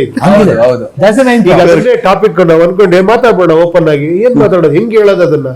ಇದನ್ನ ನೋಡಿನೇ ಎಕ್ಸ್ಪೀರಿಯನ್ಸ್ ಮಾಡಿನೇ ಅದನ್ನ. ಇವಾಗ ಯಾರ ಪಿಕ್ಚರ್ ಬಂದು ಕತೆ ಲೈನ್ ಹೇಳ್ಬಿಟ್ಟು ಹಿಂಗಮ್ಮ ಹಿಂಗ್ ಕತೆ ಅಮ್ಮ ಇಷ್ಟೇ ಅಮ್ಮ ಅಂತ ಹೇಳಕ್ ಆಗಲ್ಲ. ಅದು ನೋಡಮ್ಮ ಹಿಂಗಿದೆ ಅಂತ ಇಷ್ಟಪಟ್ಟರೆ ನೋಡಿ ನಿನ್ಗೆ ಅವಾಗ ಅರ್ಥ ಆಗುತ್ತೆ ಅನ್ನೋ ಇರೋದ್ರಿಂದ ಅದಕ್ಕೆ ನಾವು ಸ್ಟಿಕ್ ಅನ್ನೋದು ಹಿಂಗೆ ಮಾತಾಡ್ಬೇಕು ಇದಕ್ಕೆ. ಇನ್ನೊಂದ್ ಕಡೆ ನಾನು ನಿಮ್ಗೆ ಕೇಳ್ಬೇಕಿತ್ತು, ಈ ಡಿಸೆಂಬರ್ ಮಂತ್ ಅಂದ್ರೇನೆ ಒಂಥರ ಲಕ್ಕಿ ಅಂತ ಕರೀತಾರೆ ಈ ತಿಂಗಳು. ಈ ಯಾವಾಗ್ಲೂ ಲಕ್ಕನ್ನ 1% ಲಕ್, 99% ಎಫರ್ಟ್ ಅಂತ ಹೇಳಿ. ಏಣಿ ಹತ್ತಕ್ಕೆ ನಾನು ರೆಡಿ ಇರ್ತೀನಿ, ಮೆಟ್ಲ ಹತ್ತಕ್ಕೆ ರೆಡಿ ಇರ್ತೀನಿ, ಅಕಸ್ಮಾತ್ ಲಿಫ್ಟ್ ಸಿಗ್ತಾ ಓಕೆ, ಹೌದು. ಅಕಸ್ಮಾತ್ ಗಿಫ್ಟ್ ಸಿಗ್ತಾ ಈ ಡಿಸೆಂಬರ್ ಬಗ್ಗೆ ಈ ಸಾಲು ಸಿನಿಮಾ ರಿಲೀಸ್ಗಳಾಗ್ತಿವೆ, ದೊಡ್ಡ ಸಿನಿಮಾಗಳೇನೆ ಒಂಥರ ಹಬ್ಬ, ಒಂದಾದ್ಮೇಲೆ ಒಂದು ತಾರೆ ಕಾಣ್ತಿರ್ತಕ್ಕಂಥದ್ದು. ಡಿಸೆಂಬರ್ ಬಗ್ಗೆ ನಿಮ್ಮ ಒಪಿನಿಯನ್? ಡಿಸೆಂಬರ್ ಸೀಸನ್ ಅಲ್ಲ, ಎಲ್ಲ ರಜೆಗಳಿರುತ್ತೆ, ಹೊಸ ವರ್ಷ ಒಂದ್ ಕಡೆ, ಆಮೇಲೆ ಕ್ರಿಸ್ಮಸ್ ರಜೆ. ಆಕ್ಚುಲಿ ತುಂಬಾ ಕನ್ನಡ ಸಿನಿಮಾಗಳು ತುಂಬಾ ಚೆನ್ನಾಗಿ ಹೋಗಿದೆ. ಸೊ ಅವಾಗ ತುಂಬಾ ಸಿನಿಮಾಗಳು ಎಲ್ಲ ಬರ್ತವೆ. ಈಗ ಒಂದು 5-6 ಸೀಸನ್ಗಳಿದಾವೆ ರಿಲೀಸ್ ಮಾಡೋದಕ್ಕೆ. ಆ ಸೀಸನ್ ಬಿಟ್ಕೊಡಕ್ ಯಾರಿಗೂ ರೆಡಿ ಇರಲ್ಲ, ಯಾಕಂದ್ರೆ ಇಟ್ಸ್ ಎ ಗುಡ್ ಸೀಸನ್ ಅಂತ ಆಡ್ ಆಗತ್ತೆ. ಹಂಗಂತ ಶಿವಣ್ಣ ಅದೇ ಹೇಳಿದ್ರು, ಗುಡ್ ಸೀಸನ್ ಇಲ್ದೇ ಇದ್ರೆ ಓಡಿಲ್ವಾ ಅಂತ. ಎಂತ ಎಲ್ಲಾ ಸೀಸನ್ ಅಲ್ಲೂ ಹೋಗಿದೆ ಪಿಕ್ಚರ್ಗಳು, ಇಷ್ಟ ಆದ್ರೆ ಹೋಗುತ್ತೆ ಅಷ್ಟೇ, ಹೋಗುತ್ತೆ ಆತರ. ಬಟ್ ಇದೊಂದು ಆಡೆಡ್ ಅಡ್ವಾಂಟೇಜ್ ಅಷ್ಟೇ. ಸೊ ಅದಕ್ಕೋಸ್ಕರ ಆ ಟೈಮ್ ಅಲ್ಲಿ ಬಂದಾಗ ಯಾರು ಮಿಸ್ ಮಾಡಲ್ಲ. ಓಕೆ ಶೆಟ್ರೆ, ಮೂವಿ ವಿಚಾರದಲ್ಲಿ ಈಗ ನಾವು ದೊಡ್ಡ ಸಕ್ಸಸ್ಗಳನ್ನ ನಮ್ಮ ಇಂಡಸ್ಟ್ರಿ ಕಡೆಯಿಂದ ಕೊಡ್ತಾ ಇದ್ದೀವಿ. ಪ್ಯಾನ್ ಇಂಡಿಯಾ ಪರಿಕಲ್ಪನೆ, ಈ ಸಿನಿಮಾ ಪ್ಯಾನ್ ಇಂಡಿಯಾಗೋಸ್ಕರನೇ ಮಾಡೋದು ಬೇರೆ, ಸಿನಿಮಾ ಮಾಡೋದನ್ನ ಪ್ಯಾನ್ ಇಂಡಿಯಾ ಆಯ್ತು ಅಂತ ಹೇಳೋದು ಬೇರೆ. ನಿಮ್ ಸೂ ಫ್ರಮ್ ಸೋ ಮೊದಲು ಇಲ್ಲಿಗೆ ಬಂದಿದ್ದು, ಆಮೇಲೆ ಎಲ್ಲ ಕಡೆ ನೀವು ತಗೊಂಡು ಹೋದ್ರಿ. ಈ ಮೂವಿ ಇದ್ರದ್ದು ವ್ಯಾಪ್ತಿ, ಇದು ಆವರಿಸಿಕೊಳ್ಳೋ ಬಗ್ಗೆ, ಇದಕ್ಕೆ ಇನ್ನೂ ದೊಡ್ಡ ಸಿಗುವಂತ ಚಾನ್ಸಸ್ ಎಷ್ಟು ಮಟ್ಟಿಗಿದೆ? ಮೊದಲಿನ ಕಾಲದಲ್ಲಿ ನಮ್ದು ವಾರಕ್ಕೆ 4 ಕನ್ನಡ ಸಿನಿಮಾ ರಿಲೀಸ್ ಆದ್ರೆ ನಾವು ನಂಬರ್ 1 ಪ್ಲೇಸ್ ಬರ್ಬೇಕಿತ್ತು. ಆಗ ನಾವು ರಿಕವರ್ ಮಾಡ್ತಾ ಇದ್ದಿದ್ದು. ಈಗೇನಂದ್ರೆ ಎಲ್ಲಾ ಭಾಷೆ ಒಳ್ಳೆ ಸಿನಿಮಾಗಳನ್ನ ನಾವು ನೋಡೋದ್ರಿಂದ 16 ಸಿನಿಮಾದಲ್ಲಿ ನಂಬರ್ 1 ಆಗ್ಬೇಕು. ಆಗ 16 ಭಾಷೆಯ ಸಿನಿಮಾದ ದುಡ್ಡನ್ನ ನಾವು ಮಾಡ್ತೀವಿ. ಅದಕ್ಕೆ ಸೂಪ್ರಮ್ ಸೋ ಒಂದು ಎಕ್ಸಾಂಪಲ್. ಯಾಕಂದ್ರೆ ಅಷ್ಟು ಒಂದು ಸಣ್ಣ ಪ್ರಮಾಣದ ಸಿನಿಮಾ ಅಷ್ಟು ದೊಡ್ಡ ರೀತಿಯಲ್ಲಿ ಆಗೋದು, ಅದು ನಾವು ಸಿನಿಮಾ ಮಾಡ್ಬೋದು, ಬಟ್ ಹಿಟ್ ಮಾಡೋದು ಆಡಿಯನ್ಸ್ ಅಂತ ಕರಿತೀವಿ. ಶೆಟ್ರನ್ನ ಕೋಟಿಗಟ್ಟಲೆ ದುಡ್ಡು ಮಾಡಿದ್ರು ಅಂತಾರಪ್ಪ, ಆದ್ರೆ ಮಾಡಿದ್ದೀನಿ. ಮಾಡಿದ್ರ? ಗುಡ್. ಸೊ ಐ ಥಿಂಕ್ ಈ ಸಿನಿಮಾ ಏನು ಅಂತ ಹೇಳಿದ್ರೆ, ಇದು ಸರ್ ಇವ್ರು ಹೇಗ್ ಗೊತ್ತಾ, ಅಲ್ಲಿ ಒಂದು ಪೋಸ್ಟ್ ಬಹಳ ವೈರಲ್ ಆಗ್ತಿತ್ತು, ಒಂದು ಫೋಟೋ ಒಂದು ಥಿಯೇಟರ್ ಏನ್ ಮಾಡ್ಬಿಟ್ಟಿದ್ದಾರೆ, ಈ ಜನ ನಡ್ಕೊಂಡು ಹೋಗ್ತಾರ, ಹೌದು, ಅಲ್ಲಿ ಬಂದ್ಬಿಟ್ಟು ಸುಮ್ಮನೆ ಗೋಡೆ ಹೊಡ್ಕೊಂಡು ಕೂತಿದ್ದಾರೆ. ಎಲ್ಲರೂ ಟೈಟಲ್ ಕೊಟ್ಟು ಏನಾದ್ರು ವೈರಲ್ ಮಾಡ್ತಿರೋದು ಗೊತ್ತಾ? ನೋಡಿ ಕೋಟಿಗಟ್ಟಲೆ ದುಡ್ಡು ಮಾಡ್ಬಿಟ್ಟು ಎಷ್ಟು ಸರಳವಾಗಿ ಅದ್ರ ನೆಲ ಮೇಲೆ ಕೂತಿದ್ದಾರೆ. ನಾನು ಎಲ್ಲಾ ಕಡೆ ಥಿಯೇಟರ್ ಹೋದ್ರೆ ಅಲ್ಲೇ ಕೂತ್ಕೊಳ್ಳೋದು, ಅಂದ್ರೆ ಆಡಿಯನ್ಸ್ ಇರ್ತಾರೆ, ನಾವು ಹೋಗಿ ಹಿಂಗ್ ಇಳ್ಕೋದು ಅದೆಲ್ಲ ತೊಂದರೆ ಆಗುತ್ತೆ. ನಾನ್ ಫೋನ್ ಇಟ್ಕೊಂಡು ಏನೋ ಶೇರ್ ಮಾಡ್ತಾ ಕೂತಿದ್ದೆ, ಯಾರೋ ಫೋಟೋ ತೆಗೆದ್ರೆ ನಿನ್ನೆ ಶೇರ್ ಮಾಡ್ಬಿಟ್ಟಿದ್ದಾರೆ ಅವರು. ಹೌದು, ನನಗೆ ಇದೆಲ್ಲ ಮಾಡ್ಬಿಡಿ, ಅದೆಲ್ಲ ಕೆಟ್ಟ PR. ಬಟ್ ಆದ್ರೆ ಏನ್ ಮಾಡ್ತೀರಾ, ನಾವು ಬೇರೆ ಭಾಷೆ ಸಿನಿಮಾ ಬೇರೆ ಭಾಷೆಯಲ್ಲಿ ರಿಲೀಸ್ ಮಾಡ್ತಾ ಇದ್ವಿ, ಅಲ್ಲಿ ಹಾಕ್ಬಿಟ್ಟು ಇನ್ನೇನ್ ಮಾಡ್ತೀರಾ ಆಯ್ತು ಅಂತ. ಸೊ ಐ ಥಿಂಕ್ ಈ ಸಿನಿಮಾ ದೊಡ್ಡ ಸಾಧ್ಯತೆ ಏನು ಅಂತ ಹೇಳಿದ್ರೆ, ಇದು ಒಂದು ಮಾಸ್ ಎಂಟರ್ಟೈನರ್ ಹೌದು, ಆದ್ರೆ ಈಗಿನ ಜನ ಏನ್ ಕಂಟೆಂಟ್ ಅನ್ನ ರೆಸ್ಪೆಕ್ಟ್ ಮಾಡ್ತಾರೆ ಅದನ್ನ ಯಾವ್ದನ್ನು ಕೂಡ ಅಂದ್ರೆ ಇದನ್ನ ಇಗ್ನೋರ್ ಮಾಡಿದಂತ ಮಾಸ್ ಸಿನಿಮಾ ಅಲ್ಲ. ಹಾಗಾಗಿ ಈ ಸಿನಿಮಾ ಹೊಸದಾದ ಕಾರಣ ಎಷ್ಟು ಜನಗಳಿಗೆ ಹತ್ರ ಆಗುತ್ತೆ ಮತ್ತೆ ಎಷ್ಟು ದೊಡ್ಡ ಯಶಸ್ಸಾಗುತ್ತೆ ಅಂತ ಜನ ಡಿಸೈಡ್ ಮಾಡ್ಬೇಕು. ಯಾಕಂದ್ರೆ ಈ ಟೆಂಪ್ಲೇಟ್ ಒಳಗೆ ಬರ್ತಾ ಇಲ್ಲ ಈ ಸಿನಿಮಾ, ಒಂದು ಹೊಸ ಪ್ರಯತ್ನ. ಸೊ ಹಾಗಾಗಿ ನನ್ನ ಲೆಕ್ಕದಲ್ಲಿ ಈ ಸಿನಿಮಾ ತುಂಬಾ ಯಶಸ್ಸಾಗುತ್ತೆ ಅಂತ ನಾನು ವರ್ಕ್ ಆದ್ರೆ ಎಲ್ಲಾ ಕಡೆ ವರ್ಕ್ ಆಗ್ಬೇಕು ಅನ್ನೋದು ನನ್ನ ಒಂದು ನಂಬಿಕೆ. ಬಟ್ ನಾನು ತುಂಬಾ ಕ್ಯೂರಿಯಸ್ ಇದ್ದೀನಿ 25ನೇ ತಾರೀಕಿಗೆ. ನೋಡಿದ್ರ ಸಿನಿಮಾ ನೀವು? ಫುಲ್ ಶಿವಣ್ಣ, ಈಗ ಇಂತಹ ಮೂವಿಗಳು ಅಂತ ಬಂದಾಗ ಕೆಲವು ಮೂವಿಗಳ ಕಥೆಗಳ ವಿಚಾರದಲ್ಲಿ ಕೆಲವು ಇಂಡಸ್ಟ್ರಿಯಲ್ಲಿರೋ ಮಾತಿದ್ದು, ನಾನು ಇವತ್ತಿಗೆ ಈಗ ಸಪೋಸ್ ಈಗ 2025ನೇ ಇಸ್ವಿ ಕಡೆ ಭಾಗದಲ್ಲಿದ್ದೀವಿ, ಈ ಕತೆ ನಾನು ಒಪ್ಕೊಂಡ್ ಕಾಲಕ್ಕೆ 2023 ಎಂಡೋ 24ರ ಆರಂಭವೇ ಇರುತ್ತೆ. ಕೆಲವು ಹೇಳ್ತಾರೆ ಇನ್ 2 ವರ್ಷ ಆದ್ಮೇಲೆ, ಇನ್ 1 ವರ್ಷ ಆದ್ಮೇಲೆ ಈ ಕತೆ ಟ್ರೆಂಡ್ ಇರುತ್ತೋ ಇರಲ್ವೋ. ಅವತ್ತಿಗೆ ಈಗ ದೆವ್ವ ಸಿನಿಮಾಗಳು ಬಂದ್ರೆ ದೆವ್ವದೇ ಒಂದ್ ಕಡೆ ನಡೀತಾ ಇರುತ್ತೆ, ಹಾರರ್ ಇದು ನಡೀತಿದೆ ಅಂತ ಹೇಳಿ 2 ವರ್ಷ ಆದ್ಮೇಲೆ ಲೈಕ್ ಮಾಡೋದೇನೋ ಅಂತೆಲ್ಲ ಇರುತ್ತೆ. ಇದು ಶುರುವಾಗಿದ್ಯಾ ಅವಾಗ, ಕಂಪ್ಲೀಟ್ ಆಗಿದ್ಯಾ ಅವಾಗ? ಯಾವಾಗ ಸ್ಕ್ರಿಪ್ಟ್ ಮಾಡೋದು ಗೊತ್ತಿಲ್ಲ, ಬಟ್ ನನಗೆ ಗೊತ್ತಾಗಿದ್ದು ಒಂದು 2 years ಬ್ಯಾಕ್. ಓಕೆ, ಅದಾದ್ಮೇಲೆ ಶುರು ಮಾಡಿದ್ದು. ಹೇಳಿ ವಿತಿನ್ 4-5 months ಡಿಡ್ ದ ಮುಹೂರ್ತ ಆದ್ಮೇಲೆ ಶೂಟಿಂಗ್ ಸ್ಟಾರ್ಟ್ ಮಾಡಿದ್ದು ಒಂದು 3 months ಆದ್ಮೇಲೆ. ಲಾಸ್ಟ್ ಇಯರ್ ಮುಗೀತು ಶೂಟಿಂಗ್, ಲಾಸ್ಟ್ ಇಯರ್ ಮುಗೀತು. ಅಂಡ್ ಅದು ಪೋಸ್ಟ್ ಪ್ರೊಡಕ್ಷನ್ ಬಗ್ಗೆ ಇಟ್ ಟುಕ್ ಟೈಮ್. ಈ ಟೈಮ್ ಆಗ್ಲಿಲ್ಲ ಅವ್ರಿಗೆ, and is very adamant, so it took time. But ಇನ್ನೊಂದು ಏನಂದ್ರೆ, ಇಟ್ ಕೆನಾಟ್ ಬಿಕಮ್ ಏನಂತೀನಿ ಅದನ್ನ ಔಟ್ಡೇಟೆಡ್ ಅಂತ ಹೇಳಕ್ ಆಗಲ್ಲ. ಈ ಸಿನಿಮಾ ವರ್ಷ ಬಿಟ್ಕ ಮಾಡಿ it be the same thing. Mark my word. Correct. 10 years ಆದ್ಮೇಲೆ ಮಾಡಿ, 20 years ಆದ್ಮೇಲೆ ಮಾಡಿ, ಇಲ್ಲ ಇನ್ನೊಂದು ಜನ್ಮ ಅಂತ ಇದ್ರೆ ಆದ್ಮೇಲೆ ಮಾಡಿ, ಒಂದೇ. ಎಲ್ಲಿವರೆಗೂ ಜೀವನ ಇರುತ್ತೋ ಈ ಫಿಲ್ಮ್ ಹಂಗೆ ಇರುತ್ತೆ. ಖುಷಿ ಆಯ್ತು. ಇನ್ನು ಈಗ ಒಬ್ಬ ಮನುಷ್ಯನಿಗೆ ಸ್ಪೆಷಲೈಸೇಷನ್ ಅಂತ ಏನೋ ಇರುತ್ತೆ, ಏನೋ ಒಂದು ವಿಶೇಷ ಇರುತ್ತೆ. ಈಗ ಅವರು ಮ್ಯೂಸಿಕ್ ಇಂದ ಬಂದಂಥವ್ರು, ಅದರಲ್ಲಿ ಏನೋ ಒಂದು ಪಳಗ್ಬಿಟ್ಟಿರ್ತಾರೋ, ಅದು BGM ಕೊಡ್ತಾರೋ, ಹಾಡುಗಳು ಮಾಡ್ತಾರೋ. ಬಟ್ ಅವ್ರ ಸ್ಪೆಷಲೈಸೇಷನ್ ಇವತ್ತಿಗೆ ಅವ್ರು ನೆಕ್ಸ್ಟ್ ಸ್ಟೆಪ್ ಇಡ್ತಿರೋದು ಯಾವ ಕಡೆಗೆ ಅಂತ ಹೇಳಿದ್ರೆ, ಸ್ಪೆಷಲೈಸೇಷನ್ ಆಚೆಗೆ, ಆ ಬೌಂಡ್ರಿ ಆಚೆಗೆ ಡೈರೆಕ್ಷನ್ ಅಂತ. ಎಷ್ಟೊಂದು ಸಿನಿಮಾಗಳಿಗೆ ಅವ್ರು ಮ್ಯೂಸಿಕ್ ಮಾಡಿರಬಹುದು, ಬಟ್ ಡೈರೆಕ್ಷನ್ ಫೀಲ್ಡೇ ಬೇರೆ. ನೀವು ಮೊದಲು ಡೈರೆಕ್ಷನ್, ಸಣ್ಣ ಪುಟ್ಟ ಪಾತ್ರಗಳಲ್ಲಿ ಮೊದಲು ಅಭಿನಯ, ಆಮೇಲೆ ಡೈರೆಕ್ಟ್ರು ಹೌದು, ಆಕ್ಟ್ರು ಹೌದು. ಅವ್ರನ್ನ ಹೇಗೆ ನೋಡಿದ್ರಿ ಈ ಸಿನಿಮಾದಲ್ಲಿ? ಇಲ್ಲ, ಅದೇ ಇವಾಗ ನೋಡಿ, ಹಂಗ್ ನೋಡಕ್ರೆ ಸಾಧು ಫಸ್ಟ್ ಮ್ಯೂಸಿಕ್ ಡೈರೆಕ್ಟರ್ ಆಗಿನೂ ಇದು ಮಾಡಿದ್ರು. ಸೊ ಅದಾದ್ಮೇಲೆ ನನಗೆ ಮ್ಯೂಸಿಕ್ ಡೈರೆಕ್ಟರ್ ಆಗ್ತಿರೋದು ಇವರೇ ದೊಡ್ಡ ಮಟ್ಟದಲ್ಲಿ ಕಾಣಿಸ್ತಾ ಇರೋದು ಆಕ್ಚುಲಿ. ಬಟ್ ನನಗನ್ಸೋದೇನಂದ್ರೆ ಅವ್ರು ಮ್ಯೂಸಿಕ್ ಮಾಡಿದಾಗ್ಲೇನೆ ಅವ್ರಿಗೆ ಸಿಕ್ಕಾಪಟ್ಟೆ ಇದಿರುತ್ತೆ. ಯಾಕಂದ್ರೆ ತುಂಬಾ ಸಿನಿಮಾಗಳಿಗೆ ರೀ ರೆಕಾರ್ಡಿಂಗ್ ಮಾಡಿರ್ತಾರೆ, ಸಬ್ಜೆಕ್ಟಿವ್ ಡಿಸ್ಕಷನ್ ಕೂತಿರ್ತಾರೆ, ಸಾಂಗ್ಗಳು ಇಲ್ಲಿ ಬರ್ಬೇಕಾ ಬೇಡವಾ ಅಂತ ಮಾತಾಡಿರ್ತಾರೆ. ಎಷ್ಟೋ ವರ್ಷದ ಅನುಭವ ಇರೋದ್ರಿಂದ ಅವ್ರಿಗೆ ಸಿನಿಮಾ ದೂರದಿಂದನೇ ರೀ ರೆಕಾರ್ಡಿಂಗ್ ಹೇಳ್ಬಿಡ್ತಾರೆ, ಸರ್ ಇಲ್ಲಿ ಲ್ಯಾಗ್ ಆಗ್ತಿದೆ, ಸರ್ ಇಲ್ಲಿ ಸರಿ ಇಲ್ಲ, ಇದು ಹಿಂಗಿರ್ಬೇಕು. ತುಂಬಾ ಜನ ಮ್ಯೂಸಿಕ್ ಡೈರೆಕ್ಟರ್ ಎಲ್ಲರೂ ಡಿಸ್ಕಸ್ ಮಾಡ್ತಾರೆ. ಅವ್ರಿಗೆ ಅನುಭವ ಇರೋದ್ರಿಂದ ಆಮೇಲೆ ಎರಡನೇದಾಗ ನೋಡಿ ಅನುಭವ ಇದೆ ಅಂತ ಟಕ್ಕದ್ ಹೋಗಿಲ್ಲ ಅವರು, ಮಾಡ್ಬಿಡ್ತೀನಿ ನಾನು ಸಿನಿಮಾ ಅಂತ. ಲೈನ್ ಕೇಳಿದ್ದಾರೆ, ಲೈನ್ ಚೆನ್ನಾಗಿದೆಯಾ ಅಂತ ಡಿಸ್ಕಸ್ ಮಾಡಿದ್ದಾರೆ. ಆಮೇಲೆ ಅದನ್ನ ವಿಜುವಲ್ ಮಾಡಿದ್ದಾರೆ, ಅದನ್ನ ಪಿಕ್ಚರೈಸ್ ಮಾಡಿ ನೋಡಿ, ಅನಿಮೇಷನ್ ಪಿಕ್ಚರ್ ಮಾಡಿ ನೋಡಿ, ಅದನ್ನ ತೋರಿಸಿ ಅದಕ್ಕೆ ಆರ್ ಮಾಡಿ ಡಬ್ಬಿಂಗ್ ಮಾಡಿ ಎಲ್ಲಾ ಕ್ಯಾರೆಕ್ಟರ್ಗೂ ಡಬ್ಬಿಂಗ್ ಮಾಡಿದ್ದಾರೆ ಅಂದ್ರೆ ಯಾವ ಲೆವೆಲ್ ಪರ್ಫೆಕ್ಷನ್ ಇರ್ಬೋದು ಅವರು ಅಂತ ನೀವೇ ಯೋಚನೆ ಮಾಡ್ಬೋದು. ಆ ವಿಷಯದಲ್ಲಿ ಬಹಳ ಖುಷಿ ಅನ್ಸುತ್ತೆ. ಈಗ ಅವ್ರ ಮ್ಯೂಸಿಕ್ ವಿಶೇಷ ಪರಿಣಿತಿ ಅದ್ರಲ್ಲಿ ಇರುತ್ತೆ ಅಂದಾಗ ಆ ಕಡೆ ಎಳೆ ಕಡೆ ಸ್ವಲ್ಪ ಜಾಸ್ತಿ ಫೋಕಸ್ ಮಾಡ್ಬಿಡ್ತಾರೆ ಸಮಟೈಮ್ಸ್. ಇಲ್ಲಿ ಹೇಗೆ ಬ್ಯಾಲೆನ್ಸ್ ಮಾಡ್ಕೊಂಡಿದ್ದಾರೆ ಅದನ್ನ? ಅಲ್ಲ, ಅದನ್ನ ಇವಾಗ ನೋಡಿ ಹೇಳ್ಬೇಕು ಜನ ಆಕ್ಚುಲಿ. ಯಾಕಂದ್ರೆ ನಮ್ಗೆ ಖಂಡಿತ ನಮ್ಗೆಲ್ಲರಿಗೂ ನೋಡಿದೀವಿ, ಖುಷಿಯಾಗಿದೆ, we are all happy. But ಜನ ನೋಡಿ ಹೇಳ್ಬೇಕು ಆಕ್ಚುಲಿ. ಒಬ್ಬ ಮ್ಯೂಸಿಕ್ ಡೈರೆಕ್ಟರ್ ಅವ್ರು ಆಲ್ರೆಡಿ ಪ್ರೂವನ್. ಈಗ ನೆಕ್ಸ್ಟ್ ಡೈರೆಕ್ಟರ್ ಆಗಿ ಯಾವ ತರ ಮಾರ್ಕ್ ಕೊಡ್ತಾರೆ ಅಂತ ನನಗೆ ಟ್ರೈಲರ್ ಬಂದಾಗ ತುಂಬಾ ಇದು ಅನ್ನಿಸ್ತು. ಯಾಕಂದ್ರೆ ಟ್ರೈಲರ್ ನ ತುಂಬಾ ಮಾತಾಡೋದು. ಫಸ್ಟ್ ಏನ್ ಅನ್ಕೊಂಡಿರೋ 3 ಆರ್ಟಿಸ್ಟ್ ಹಾಕಿದ್ದಾರೆ, ಏನೋ ಒಂದ್ ಈ ತರ ಮಾಡಿದ್ರು, ಒಂದೆಲ್ಲ ಒಂದಿತ್ತು. ಟ್ರೈಲರ್ ಬಂದಾಗ ಏನೋ ಬೇರೆ ತರ ಇದೆಯಲ್ಲ ಅಂತ ಅನ್ಸೋ ತರ ಮಾಡಿದ್ರು. ಅದು ನೋಡಿ ಟ್ರೈಲರ್ ಇದ್ರಲ್ಲಿ ಇಲ್ಲ. ಅದು ರೆಗ್ಯುಲರ್ ಟ್ರೈಲರ್ ಅಂದ್ರೆ ಒಂದು ಆಕ್ಷನ್ ಇದು ಅದು ಮಾಡಿ ಮಿಕ್ಸ್ ಮಾಡ್ತಾರೆ. ಒಪ್ಲಿಲ್ಲ ಅಂತ ಅದನ್ನ, ನನಗೆ ಈ ತರ ಬೇಡ ಹಿಂಗೇ ಬೇಕು ಅಂತ ಮಾಡಿ ಬೇರೆ ಬೇರೆ ಇದನ್ನ ಹಾಕಿ ಅವ್ರದ್ದೊಂದು ಸ್ಟೈಲ್ ಇದೆ. ನಾನು ಅದೇ ಹೇಳಿದೆ, ಅದೇ ಪ್ಲಸ್ ಪಾಯಿಂಟ್ ಇದಕ್ಕೆ. ನೀವು ಹೊಸದಾಗಿ ಯೋಚನೆ ಮಾಡ್ತೀರಲ್ಲ, ಯಾವತ್ತೂ ಗೌರವ ಕೊಡ್ತಾರೆ ಜನ. ಟ್ರೆಂಡ್ ಫಾಲೋ ಮಾಡಿದ್ರೆ ಯಾವತ್ತೂ ಅದು ಆಗಲ್ಲ. ನಿಮ್ ಮೂವರು ಒಂಥರ ಈ ಹೆವಿ weight ಚಾಂಪಿಯನ್ಸ್ ತರ ಒಂದ್ ಸೆಟ್ ಅಲ್ಲಿ ಅಂತ ನೀವು ಕೂತ್ಕೊಂಡ್ರೆ, ಮೂವರು ಹೆವಿ weight, ಸಿಕ್ಕಾಪಟ್ಟೆ ವೇಟೇಜ್ ಇರ್ತಕ್ಕಂಥ ನಟರು, ನಿರ್ದೇಶಕರು ಹೌದು. ಇದನ್ನ ಒಬ್ಬ ಹೊಸ ನಿರ್ದೇಶಕ, ಅವ್ರು ಏನೇ ಸಂಗೀತ ನಿರ್ದೇಶಕ ಆಗಿದ್ರು ಕೂಡ, ಹೊಸ ನಿರ್ದೇಶಕ ನಿಮಗ್ ಬರ್ಬೇಕಾದಾಗ ಇನ್ನೊಂದ್ಸರಿ ರೀಟೇಕ್ ಹೇಳ ಬೇಡವಾ ಇವ್ರಿಗೆ, ಇಲ್ಲ ಓಕೆ ಮಾಡ್ಬಿಡೋಣ ಆಮೇಲೆ ನೋಡ್ಕೊಳ್ಳೋಣ, ಇದೇನಾದ್ರು ಇತ್ತ ಸೆಟ್ ಅಲ್ಲಿ, ಅಥವಾ ಇಲ್ಲ ನನಗೆ ಹಿಂಗ್ ಬರ್ಬೇಕಂದ್ರೆ ಹಂಗ್ ಬರ್ಬೇಕು? ಇಲ್ಲ ಗುರು, ಆ ವಿಷಯದಲ್ಲಿ ತುಂಬಾ ಇದಾಗಿದೆ. ತುಂಬಾ ಅವರು ನೋಡಕ್ಕೆ ಕಾಂಪ್ರಮೈಸ್ ಎಲ್ಲ ಇಲ್ಲ, ಮುದ್ದಾಗಿ ಹೇಳೋರು, ಸರಿ ಇಲ್ಲ ಸರ್ ಇನ್ನೊಂದು ಮಾಡ್ಬೋಣ ಸರ್ ಆತರ, ಅದೆಲ್ಲ ಕ್ಯೂಟ್ ಆಗಿ ಹೇಳೋರು. ಕ್ಯೂಟ್ ಆಗಿ ಮ್ಯೂಸಿಕ್ ಡೈರೆಕ್ಟರ್ ಅಂತಾರಲ್ಲ, ಸಿ ಮ್ಯೂಸಿಕ್ ಡೈರೆಕ್ಟರ್ ಅಂದ್ರೆ he gives the beat for rhythm of life. Okay. So ಅದಕ್ಕೆ ಬೀಟ್ ಇರೋದಕ್ಕೆ ರಿದಮ್ ಆಫ್ ಲೈಫ್ ನ ತಿಳ್ಕೊಂಡದ್ದು ಅಲ್ವಾ? ತುಂಬಾ ಅಡ್ವಾಂಟೇಜ್ ಅದು ಆಕ್ಚುಲಿ, ಒಂದು ಎಕ್ಸ್ಟ್ರಾ ಒಂದು ಕ್ವಾಲಿಟಿ ಅದು. ಹೆವಿ ವೇಟ್ ಚಾಂಪಿಯನ್ ನಿಮ್ಗೆ ಅನಿಸ್ತು ಇದಕ್ಕೆ? ಹೆವಿನೂ ಇಲ್ಲ ವೆಯ್ಟು ಇಲ್ಲ. ಹೆವಿ ವೇಟ್ ಮಾಡ್ಬಿಡ್ಬೋದು, ಲೋ ವೇಟ್ ಇರೋದು ಚಾಂಪಿಯನ್ಶಿಪ್ ಮಾಡೋದು ಕಷ್ಟ. ಆಯ್ತು, ಫೆದರ್ ವೈಟ್ ಇರ್ಲಿ ಹೇಳಿ. Feather weight. ಓಕೆ. ನೀವು ಬಾಕ್ಸಿಂಗ್ ಎಲ್ಲ ಫಾಲೋ ಮಾಡ್ತೀರಾ? ಸೊ ಅರ್ಜುನ್ ಜನ್ಯ ಅವರ ದೊಡ್ಡ ಒಳ್ಳೆ ಕ್ವಾಲಿಟಿ ಹಠ. ಅಂದ್ರೆ ಕೆಲವು ಸಲ ಹಠ ಏನ್ ಮಾಡುತ್ತೆ, ಅದು ನಮ್ಮನ್ನ ನಾವು ಏನು ಬೇರೆನೂ ನೋಡಕ್ ಇಷ್ಟಪಡಲ್ಲ. ಇವ್ರು ಹಾಗಲ್ಲ, ಅವ್ರು ಏನು ನೋಡಿದಾರೆ ಅದನ್ನ ಅಚೀವ್ ಮಾಡಕ್ ಟ್ರೈ ಮಾಡಿದ್ರು. ಮತ್ತೆ ಸರ್ ಹತ್ರ ಒಂದು ಪ್ರಶ್ನೆ ಕೇಳಿದ್ರು, ನೀವೇನು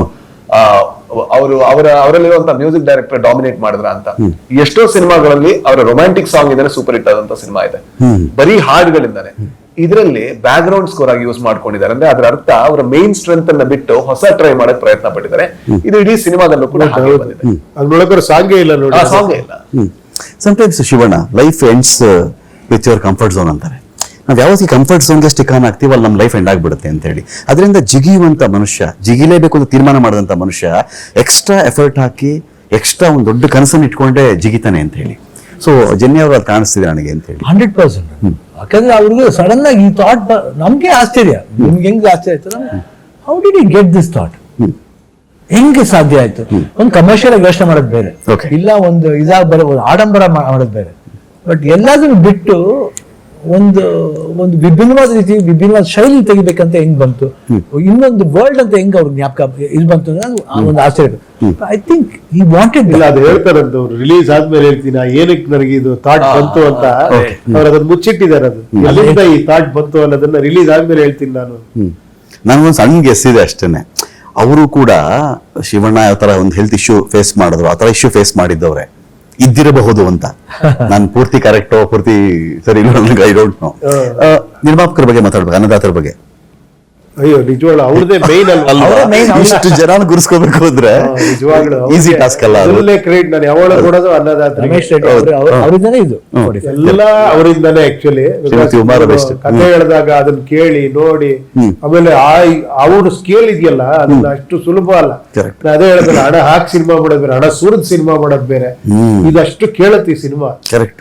ಅದನ್ನ ಅವ್ರು ಏನು ಇದ್ ಮಾಡ್ದೇನೆ ನಾನು ಹಿಂಗೇ ಮಾಡ್ತೀನಿ ಅಂತ. ಆಮೇಲೆ ಅವ್ರು ಏನ್ ಕಂಪಲ್ಷನ್ ಅಲ್ಲ, ಅವ್ರಿಗೇನೆ ಇಲ್ಲ ಇದು ಬೇಕು ಇದು ಮಾಡ್ಬೇಕು ಅಷ್ಟೇ ಸರ್, ಕರೆಕ್ಟ್.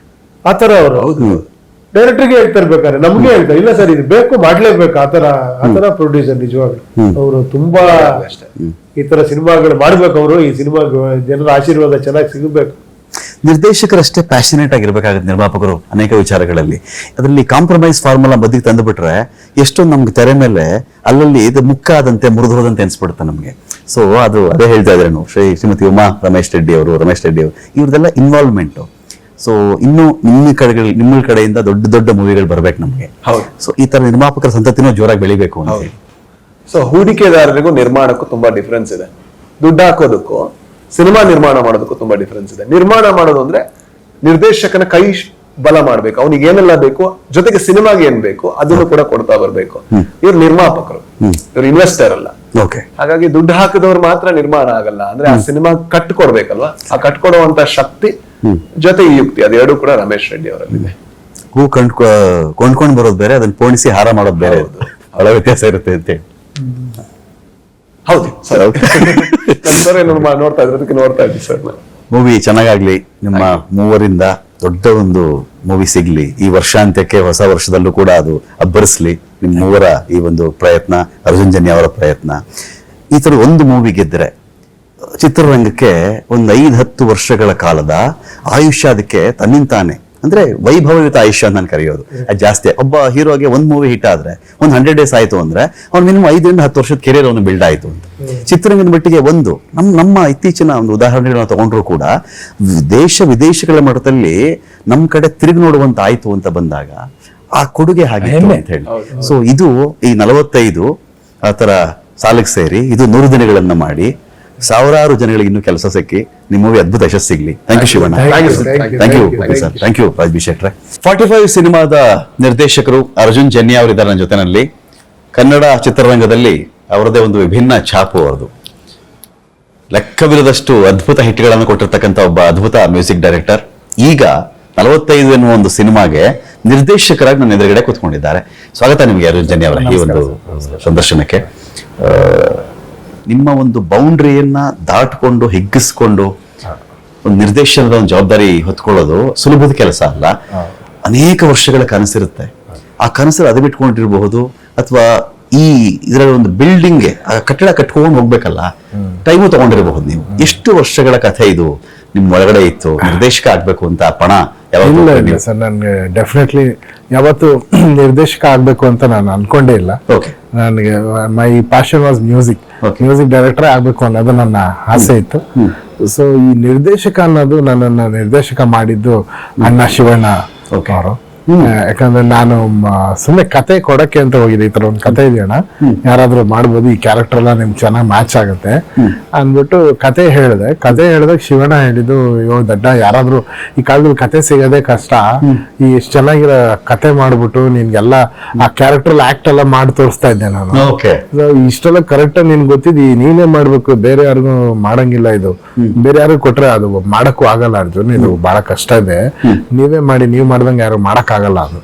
ಸೊ ಆ ಮಾತು ನನಗೆ ಡೈರೆಕ್ಷನ್ ಕಡೆಗೆ ಓಕೆ ನಾನು ಮಾಡ್ಬೋದೇನೋ ಅಂತ ಬೆನ್ ತಟ್ಟಿದ್ರಲ್ಲ, ನಂಬಿಕೆ ಇಟ್ಟಿ, ಅದು ಶಿವಣ್ಣ. ಅವಾಗ ನಾನು ಪ್ರೊಡ್ಯೂಸರ್ಗೆ ಹೇಳಿದೆ, ಪ್ರೊಡ್ಯೂಸರ್ ಕೂಡ ಮಾಡಿ ಸರ್ ಇದು ಅಂತಂದ್ರು. Then I started my preparation. ಈ ಪ್ರೊಡ್ಯೂಸರ್ಗೆ ಆ ಡೌಟ್ ಏನಿರ್ಲಿಲ್ವಾ? ಮ್ಯೂಸಿಕ್ ಡೈರೆಕ್ಟರ್ ಓಕೆ ಅಪ್ಪ ಜನ್ಯ ಅವರು ಸಿನಿಮಾ ಮಾಡ್ತಾರೆ ಅಂದ್ರೆ ಯೂಶಲ್ ಆಗಿ ಏನಾಗುತ್ತೆ, ಒಬ್ಬ ನಿರ್ದೇಶಕ ಹಾಕು ನಮ್ಮ ಚಿತ್ರರಂಗದಲ್ಲಿ ಆಗಬೇಕು ಅಂತ ಮನಸ್ಪಟ್ರೆ ಸಣ್ಣ ಬಜೆಟ್ ಸಿನಿಮಾಗಳು, ಸಣ್ಣ ಕಥೆಗಳು, ಸ್ವಲ್ಪ ಲೋ ಬಜೆಟ್ ಮೂವಿಗಳು, ಅಲ್ಲಿಂದ ಬಂದು ಒಂದು ಹಿಟ್ ಸಿಕ್ಕು ಆಮೇಲೆ ದೊಡ್ಡ ಅಪ್ರೋಚ್ ಮಾಡೋ ಕೆಲಸಗಳಾಗ್ತವೆ. ಬಟ್ ಇದ್ರಲ್ಲಿ ಎಲ್ಲ ಹೆವಿ ವೆಯ್ಟೆ, ನಿರ್ಮಾಪಕರು ಒಪ್ಪಿದ್ದು ಕೂಡ ದೊಡ್ಡ ವಿಷಯನೇ ಇದರಲ್ಲಿ. ಹೌದು, ಖಂಡಿತ. ಯಾಕಂದ್ರೆ ನಿರ್ಮಾಪಕರಿಗೆ ನಾನೇನ್ ಹೇಳಿದೆ ಅಂದ್ರೆ, ಅಣ್ಣ ನೀವು ಈ ಸಿನಿಮಾನ ಕತೆ ಕೇಳಿ ಮಾಡಬೇಡಿ, ಸಿನಿಮಾ ನೋಡ್ಬಿಟ್ಟು ಶೂಟಿಂಗ್ ಮಾಡಿ. ಸಿನಿಮಾ ನೋಡ್ಬಿಟ್ಟು ದುಡ್ಡು ಹಾಕಿ ಅಂತಂದ್ರೆ ಸಿನಿಮಾ ಸಿನಿಮಾ ನೋಡ್ಬಿಟ್ಟು ಹೇಗಪ್ಪ ಅಂತಂದ್ರು. ನಿಮ್ಗೆ ಏನಕ್ಕೆ ಈ ಕತೆ ನಾನು ಹೇಳಿದ್ನಲ್ಲ, ಎಷ್ಟು ಅವರ್ ಈ ಸಿನಿಮಾ ಬರುತ್ತೆ. ಇವತ್ತು ನನ್ನ cinema 2 hours 16 minutes 27 frames. So ಈ ಸಿನಿಮಾನ ಎಕ್ಸಾಕ್ಟ್ ಆಗಿ ನಾನು ಶೂಟಿಂಗ್ ಮುಂಚೆ ಮಾಡಿ ತೋರಿಸ್ತೀನಿ, ನೀವು ನೋಡಿ ನಿಮ್ಗೆ ಇಷ್ಟ ಆದ್ರೆ ಮಾಡೋಣ, ಇಲ್ಲಾಂದ್ರೆ ಒಂದ್ ಚಿಕ್ಕ ಅಮೌಂಟ್ ಹೋಗುತ್ತೆ. ಜನರೇಟೆಡ್ ಅವಾಗ ಎರ ಇಲ್ಲಲ್ಲ, 4 years ಬ್ಯಾಕ್ ನಾನು ಮಾಡಿ ಫುಲ್ ಆನಿಮೇಷನ್ ಮಾಡಿದೆ. ಅದು ಮೋಷನ್ ಕ್ಯಾಪ್ಚರ್ ಅಂತ ಒಂದಿದೆ. ಸೊ ಅದಕ್ಕೆ we have to use sensors ಬಾಡಿಗೆಲ್ಲ ಹಾಕ್ಬಿಟ್ಟು ಮೋಷನ್ ಕ್ಯಾಪ್ಚರ್ ಮಾಡಿದ್ರೆ full scenes, full film exactly 2 hours ಏನಿದೆ ಅದಷ್ಟು ಫುಲ್ ಎಕ್ಸಾಕ್ಟ್ ಆಗಿ ಮಾಡಿ, ಅದಕ್ಕೆ ಡಬ್ಬಿಂಗ್ ಮಾಡಿ, ಮ್ಯೂಸಿಕ್ ಮಾಡಿ, DTS ಮಾಡಿ, ಚೆನ್ನೈಯಲ್ಲಿ AVM ಸ್ಟುಡಿಯೋದಲ್ಲಿ ಫುಲ್ ಫಿಲ್ಮ್ ತೋರಿಸ್ತೇನೆ ಪ್ರೊಡ್ಯೂಸರ್ಗೆ. ಸೊ ಅವಾಗ ನೋಡ್ಬಿಟ್ಟು ಅವರು ಆಮೇಲೆ ಅಣ್ಣಗೆ ತೋರಿಸ್ದೆ, ಎಲ್ಲರಿಗೂ ತೋರಿಸಿ ಎವ್ರಿ ಒನ್ ಇದು ಓಕೆ ಈ ಫಿಲ್ಮ್ ಮಾಡ್ಬೋದು ಅಂತ ಹೇಳಿದಾಗ ಮಾತ್ರ ಅದು ಹೋಗಿ ಮಾಡಿದೆ ಸರ್. USP ಏನು ಮೂವಿದು ಅಂತ ಹೇಳಿ ಏನೋ ಒಂದಿರುತ್ತೆ ಸರ್. 45 ಅನ್ನೋದು ನನಗೆ ಇವತ್ತು ಕೇಳಿದೆ, ನೀವು ಸಿನಿಮಾ ಥಿಯೇಟರ್ಗೆ ಹೋಗ್ಬೇಕಾದ್ರೆ you can when you enter the film, ಇದು 45 ಅನ್ನೋದು ಅದರದೇ ಆದ ಒಂದು ವರ್ಲ್ಡ್ ಸರ್. ಓಕೆ, ನೀವು ಒಂದು ಸಿನಿಮಾಗೆ ಎಂಟರ್ ಆಗ್ತಾ ಇಲ್ಲ, ಒಂದು ಹೊಸ ಜಗತ್ತಿಗೆ ಎಂಟರ್ ಆಗ್ತಾ ಇದೀರಾ. ಆಡಿಯನ್ಸ್ ನಾನು ಹೇಳೋಕೆ ಹೊಸ ಜಗತ್ತಿಗೆ ಯಾಕೆ ಎಂಟರ್ ಆಗ್ತಾ ಇದ್ದೀರಾ, ಒಳಗಡೆ ಹೋಗಿಂದ ಎಂಡ್ ವರ್ಗು ನಿಮ್ಗೆಲ್ಲ ಹೊಸತನನೇ ಇರುತ್ತೆ. Okay, complete new package. And ನನ್ನ ಮಗಳು ನಿನ್ನೆ ಒಳ್ಳೆ ಮಾತು ಹೇಳಿದಪ್ಪ, ಈ cinema actually it is like entering a museum. ಒಂದು ಮ್ಯೂಸಿಯಂ ಒಳಗಡೆ ಹೋಗ್ತೀರಾ, ಏನೇನ್ ನೋಡಿಲ್ಲ ಇದೆಲ್ಲ ನೋಡ್ಕೊಂಡು ಒಂದು ಮ್ಯೂಸಿಯಂ ವಿಸಿಟ್ ಕೊಟ್ಟು ಬಂದಂಗೆ ಈ ಫಿಲ್ಮ್ ಅಂತ. So 45 is that. ಇನ್ನೊಂದು, ನಾನೊಬ್ಬ ಅಭಿಮಾನಿಯಾಗಿ ಚಿಕ್ಕ ವಯಸ್ಸಿಂದಾನು ಶಿವಣ್ಣ ಅವರ ಅಭಿಮಾನಿ, ನಮ್ಮ ಉಪ್ಪಿ ಸರ್ ಅಭಿಮಾನಿ, ಅಂಡ್ ಗರುಡ ಗಮನ ಬಂದಾಗಿಂದ ರಾಜ್ಬಿ ಸರ್ ಅಭಿಮಾನಿ. ಈ ಅಭಿಮಾನಿಯಾಗಿ ನನ್ನ ಕೊಡುಗೆ 45 ಸರ್. ಸೊ ಅವ್ರನ್ನ ಎಷ್ಟು ವಿಜೃಂಭಿಸ್ಬೋದು, ಮ್ಯಾಕ್ಸಿಮಮ್ ಹೆಂಗೆಲ್ಲ ನಾನು ಅಭಿಮಾನಿ ಆದ್ರೆ ನೋಡ್ಬೋದು, ಯಾವ ತರ ಸೀನ್ ಇಟ್ರೆ ಅವ್ರು ಯಾವ ತರ ಮಾತಾಡ್ಬೋದು. ಎಲ್ಲಾ ಸೀನಲ್ಲೂ ಜನ ವಿಸಿಲ್ ಹೊಡಿಬೇಕು, ಅವ್ರು ಬಂದ್ರೆ ಮಾತಾಡೋ ಮ್ಯಾನರಿಸಮ್ ಎಲ್ಲದಕ್ಕೂ. ಅಂಡ್ ಶಿವಣ್ಣನ ಇಷ್ಟು ದಿನ ನೋಡದೇ ಇರೋದ್ರಲ್ಲಿ ನೋಡ್ಬೇಕು. ನನಗೆ ಶಿವಣ್ಣನ ಸಂಭ್ರಮಿಸೋದೇ ಒಂದು ಪೋರ್ಷನ್. ಈ ತರ ಎಲ್ಲರನ್ನು ಸಂಭ್ರಮಿಸಿದೀನಿ ಈ ಸಿನಿಮಾದಲ್ಲಿ. ಸೊ ಇಟ್ ಇಸ್ ಕಂಪ್ಲೀಟ್ಲಿ ಮೈ ಏನ್ ಹೇಳ್ತಾರೆ, ಏನ್ ಹೇಳ್ತಾರೆ, ಡೆಡಿಕೇಶನ್ ಅಲ್ಲ, ವಾಟ್ ಇಸ್ ದಟ್, ನನ್ನ ಕಾಂಟ್ರಿಬ್ಯೂಷನ್ ಅಲ್ಲ, ಕೊಡುಗೆನಲ್ಲ, ಡೆಡಿಕೇಶನ್. ಓಕೆ, ಬದ್ಧತೆ. ನನ್ನ ಕಂಪ್ಲೀಟ್ ಇದು ಈ 3 ಜನ ಐಕಾನ್ಸ್ಗೆ. ಒಂದ್ ಕಡೆ dedicate this film to Shivanna, Uppi sir, Raj B Shetty ಅವರ ಅಭಿಮಾನಿಗಳಿಗೆ. ಒಂದ್ ಕಡೆ ಶಿವ, ಒಂದ್ ಕಡೆ ಇಂದ್ರ, ಒಂದ್ ಕಡೆ ಗರುಡ ಗಮನ, ವೃಷಭ ವಾಹನ, ಶೆಟ್ರು, ಗರುಡ ಪುರಾಣ ಹೇಳ್ತಾ ಇದ್ರೆ ಇದರಲ್ಲಿ ಅಂತ ನಾನು ಹೇಳ್ತೇನೆ ಸರ್. ಬನ್ನಿ, ಇನ್ನೊಂದು ಲೈನ್ ಅಲ್ಲಿ ನೀವು ಹೇಳಿದ ಕ್ವೆಶನ್ ನಾನು ಹೇಳ್ಬೇಕಂದ್ರೆ, ತುಂಬಾ ವಿಷಯ ನಮ್ಮ ಭಾರತೀಯ ಸಂಸ್ಕೃತಿಯಲ್ಲಿ, ನಮ್ಮ ಸನಾತನ ಸಂಸ್ಕೃತಿಯಲ್ಲಿ ತುಂಬಾ ವಿಷಯ ಇದೆ. ಅದು ಏನಂತಂದ್ರೆ ಈಗಿನ ಜನರೇಷನ್ ಅವ್ರಿಗೆ ಅದು ಗೊತ್ತಿಲ್ಲ, ನನಗೂ ಗೊತ್ತಿರಲಿಲ್ಲ. ಇದು ಆಕ್ಚುಲಿ ಎಲ್ಲರಿಗೂ ಗೊತ್ತಿರ್ಬೇಕಾದಂತ ತುಂಬಾ ವಿಷಯ ಇದೆ. ಆ ವಿಷಯಗಳು ಎಲ್ಲೂ ಸಿನಿಮಾನಲ್ಲಿ ಬಂದಿರಲಿಲ್ಲ. ಒಂದು ದೊಡ್ಡ ಸ್ಕೇಲ್ ಅಲ್ಲಿ ಅದನ್ನ ಹೇಳಿದಾಗ that is very helpful, very good thing. ಅದನ್ನು ಕೂಡ ಈ ಸಿನಿಮಾದಲ್ಲಿ ಹೇಳಿದೆ. ನೀತಿ ಏನಾದ್ರು ಇದೆಯಾ ಅದರಲ್ಲಿ? ನೀತಿ, ಮಾರಲ್? ಖಂಡಿತ. ಯೂಶಲಿ ಏನ್ ಹೇಳ್ಬಿಡ್ತಾರೆ ಅಂದ್ರೆ, ನೀತಿ ಗೀತಿ ಬೇಕು ಅಂತ ಡಾಕ್ಯುಮೆಂಟರಿ ಮಾಡಿಸ್ಕೊಂಡು ಏನ್ ಬಿಡ್ತಾರೆ ಇನ್ ಜನರಲ್, ಮೂವಿ ಅದಕ್ಕೋಸ್ಕರ ಇಲ್ಲ ರೀ ಅಂತ. ತುಂಬಾ ಚೆನ್ನಾಗಿ ಹೇಳಿದ್ರೆ ನೀವು. ನನ್ನ ಸಿನಿಮಾದ ಸ್ಪೆಷಾಲಿಟಿ ಏನಂದ್ರೆ ನೀತಿ ಇದೆ, ಬಟ್ ಫುಲ್ ಕಮರ್ಷಿಯಲ್ ವೇನಲ್ಲಿದೆ. ಈ ಫಿಲ್ಮ್ ಡಿಸೈನ್ ಮಾಡಿದಾಗಲೇ 3 ವರ್ಷ ಮಾಡಿದೆ ಸರ್. ನಾನು ಏನ್ ನಿಮ್ಗೆ ಅನಿಮೇಷನ್ ಮಾಡಿ ಅದನ್ನ ನೀವು ಅನಿಮೇಷನ್ 3 ವರ್ಷನ್ಸ್ ಮಾಡಿದೆ ಅನಿಮೇಷನ್. ಸೊ ನೀವು ಹೇಳ್ದಂಗೆ ಇಟ್ ಸ್ಟಾರ್ಟೆಡ್ ವಿತ್ ದಟ್ ನೀತಿನಲ್ಲೇ ಸ್ಟಾರ್ಟ್ ಆಯ್ತು. ಸೊ ತುಂಬಾ ನೀತಿಯಾಗಿ ಫಸ್ಟ್ ವರ್ಷನ್ ಹೋಯ್ತು. ಆಮೇಲೆ ನನಗೆ ಅನ್ಸ್ತು, ಇಷ್ಟು ದೊಡ್ಡ ಮಹಾನ್ ಭಾವನೆಲ್ಲ ಇಟ್ಕೊಂಡು ಐ ಕ್ಯಾನ್ ಕೀಪ್ ಟೆಲ್ಲಿಂಗ್ ಅದೇ ಇದನ್ನ. ಆಮೇಲೆ ಸೆಕೆಂಡ್ ವರ್ಷನ್ ಅಲ್ಲಿ ಮತ್ತೆ ಅದನ್ನ ಇಂಪ್ರೂವ್ ಮಾಡಿ ಸ್ಪೀಡ್ ಅಪ್ ಮಾಡಿದೆ. ಥರ್ಡ್ ವರ್ಷನ್ ಮಾಡಿಸ್ಟಲ್ಲಿ ನನ್ನ cinema complete will have a commercial line, but ಅದರಲ್ಲಿ ನೀತಿನೂ ಹೇಳುತ್ತೆ, ಯಾರನ್ನು ಬೋರ್ ಮಾಡಿದೆ. ಓಕೆ, ಬಟ್ ಇಷ್ಟು ಇದ್ರಲ್ಲೂ ಆಯ್ತು, ಒಂದು ಸಿನಿಮಾ ಅಪ್ರೋಚ್ ಮಾಡಿದ್ರಿ, ಪ್ರೊಡ್ಯೂಸರ್ ಸಿಕ್ಕರು, ಅದಾದ್ಮೇಲೆ ಬಟ್ ನಿಮ್ಮ ಅನಿಮೇಟೆಡ್ ವರ್ಷನ್ಗೆನೆ ನಿಮಗೆ ಪ್ರೊಡ್ಯೂಸರ್ ಸಿಕ್ಬಿಟ್ಟಿದ್ರು. ಹೌದೌದು, ಅನಿಮೇಟೆಡ್ ವರ್ಷನ್ ಪ್ರೊಡ್ಯೂಸ್ ಮಾಡಿದ್ದೆ ರಮೇಶ್ ರೆಡ್ಡಿ ಅಣ್ಣ. ಓಕೆ, ಅದಕ್ಕೆ ವಿ ಸ್ಪೆಂಟ್. ಬಟ್ ನಿಜವಾಗ್ಲೂ ನನಗೆ ಅವ್ರ ಬಗ್ಗೆ ಬಹಳ ಖುಷಿ ಇದೆ. ಈ ತರ ಎಂಕರೇಜ್ ಮಾಡೋದು ಕಷ್ಟ. ಹೌದು, ನಂಬಲ್ಲ, ಏನು ನಂಬ್ದಿರೋ ಕಾಲ. ಇವನ್ ಮಾಡ್ಬಿಡ್ತಾನ, ಯಾವ್ದೋ ಒಂದ್ ಸೀಟ್ ಕೊಟ್ಟಿದ್ದಾನೆ, ಅವನ್ಗೆ ದುಡ್ಡು ಹಾಕೋಣ, ಗೆಲ್ಲೋ ಕುದುರೆಗಳು, ಇದೇನೋ ಒಂದ್ ಕಾನ್ಸೆಪ್ಟ್ ಇರುತ್ತಲ್ಲ.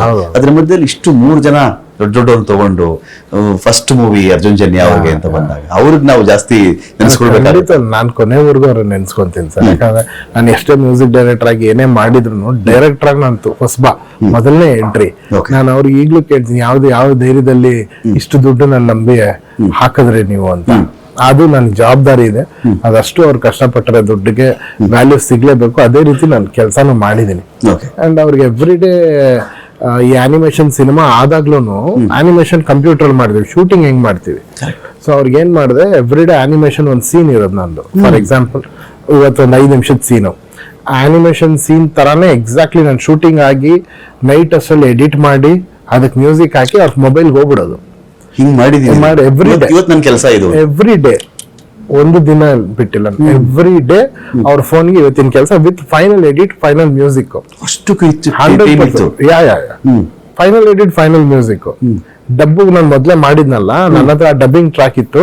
ಆ ಡಬ್ಬಿಂಗ್ ಟ್ರ್ಯಾಕ್ ಅಲ್ಲಿ ಇವ್ರು ಕ್ಲೀನ್ ಆಗಿ ಇಟ್ಬಿಟ್ಟು ಅವ್ರು ನೋಡಿದ್ರೆ ಮನೆಯಲ್ಲಿ ಎವ್ರಿ ಡೇ ನೋಡ್ಬೋದು.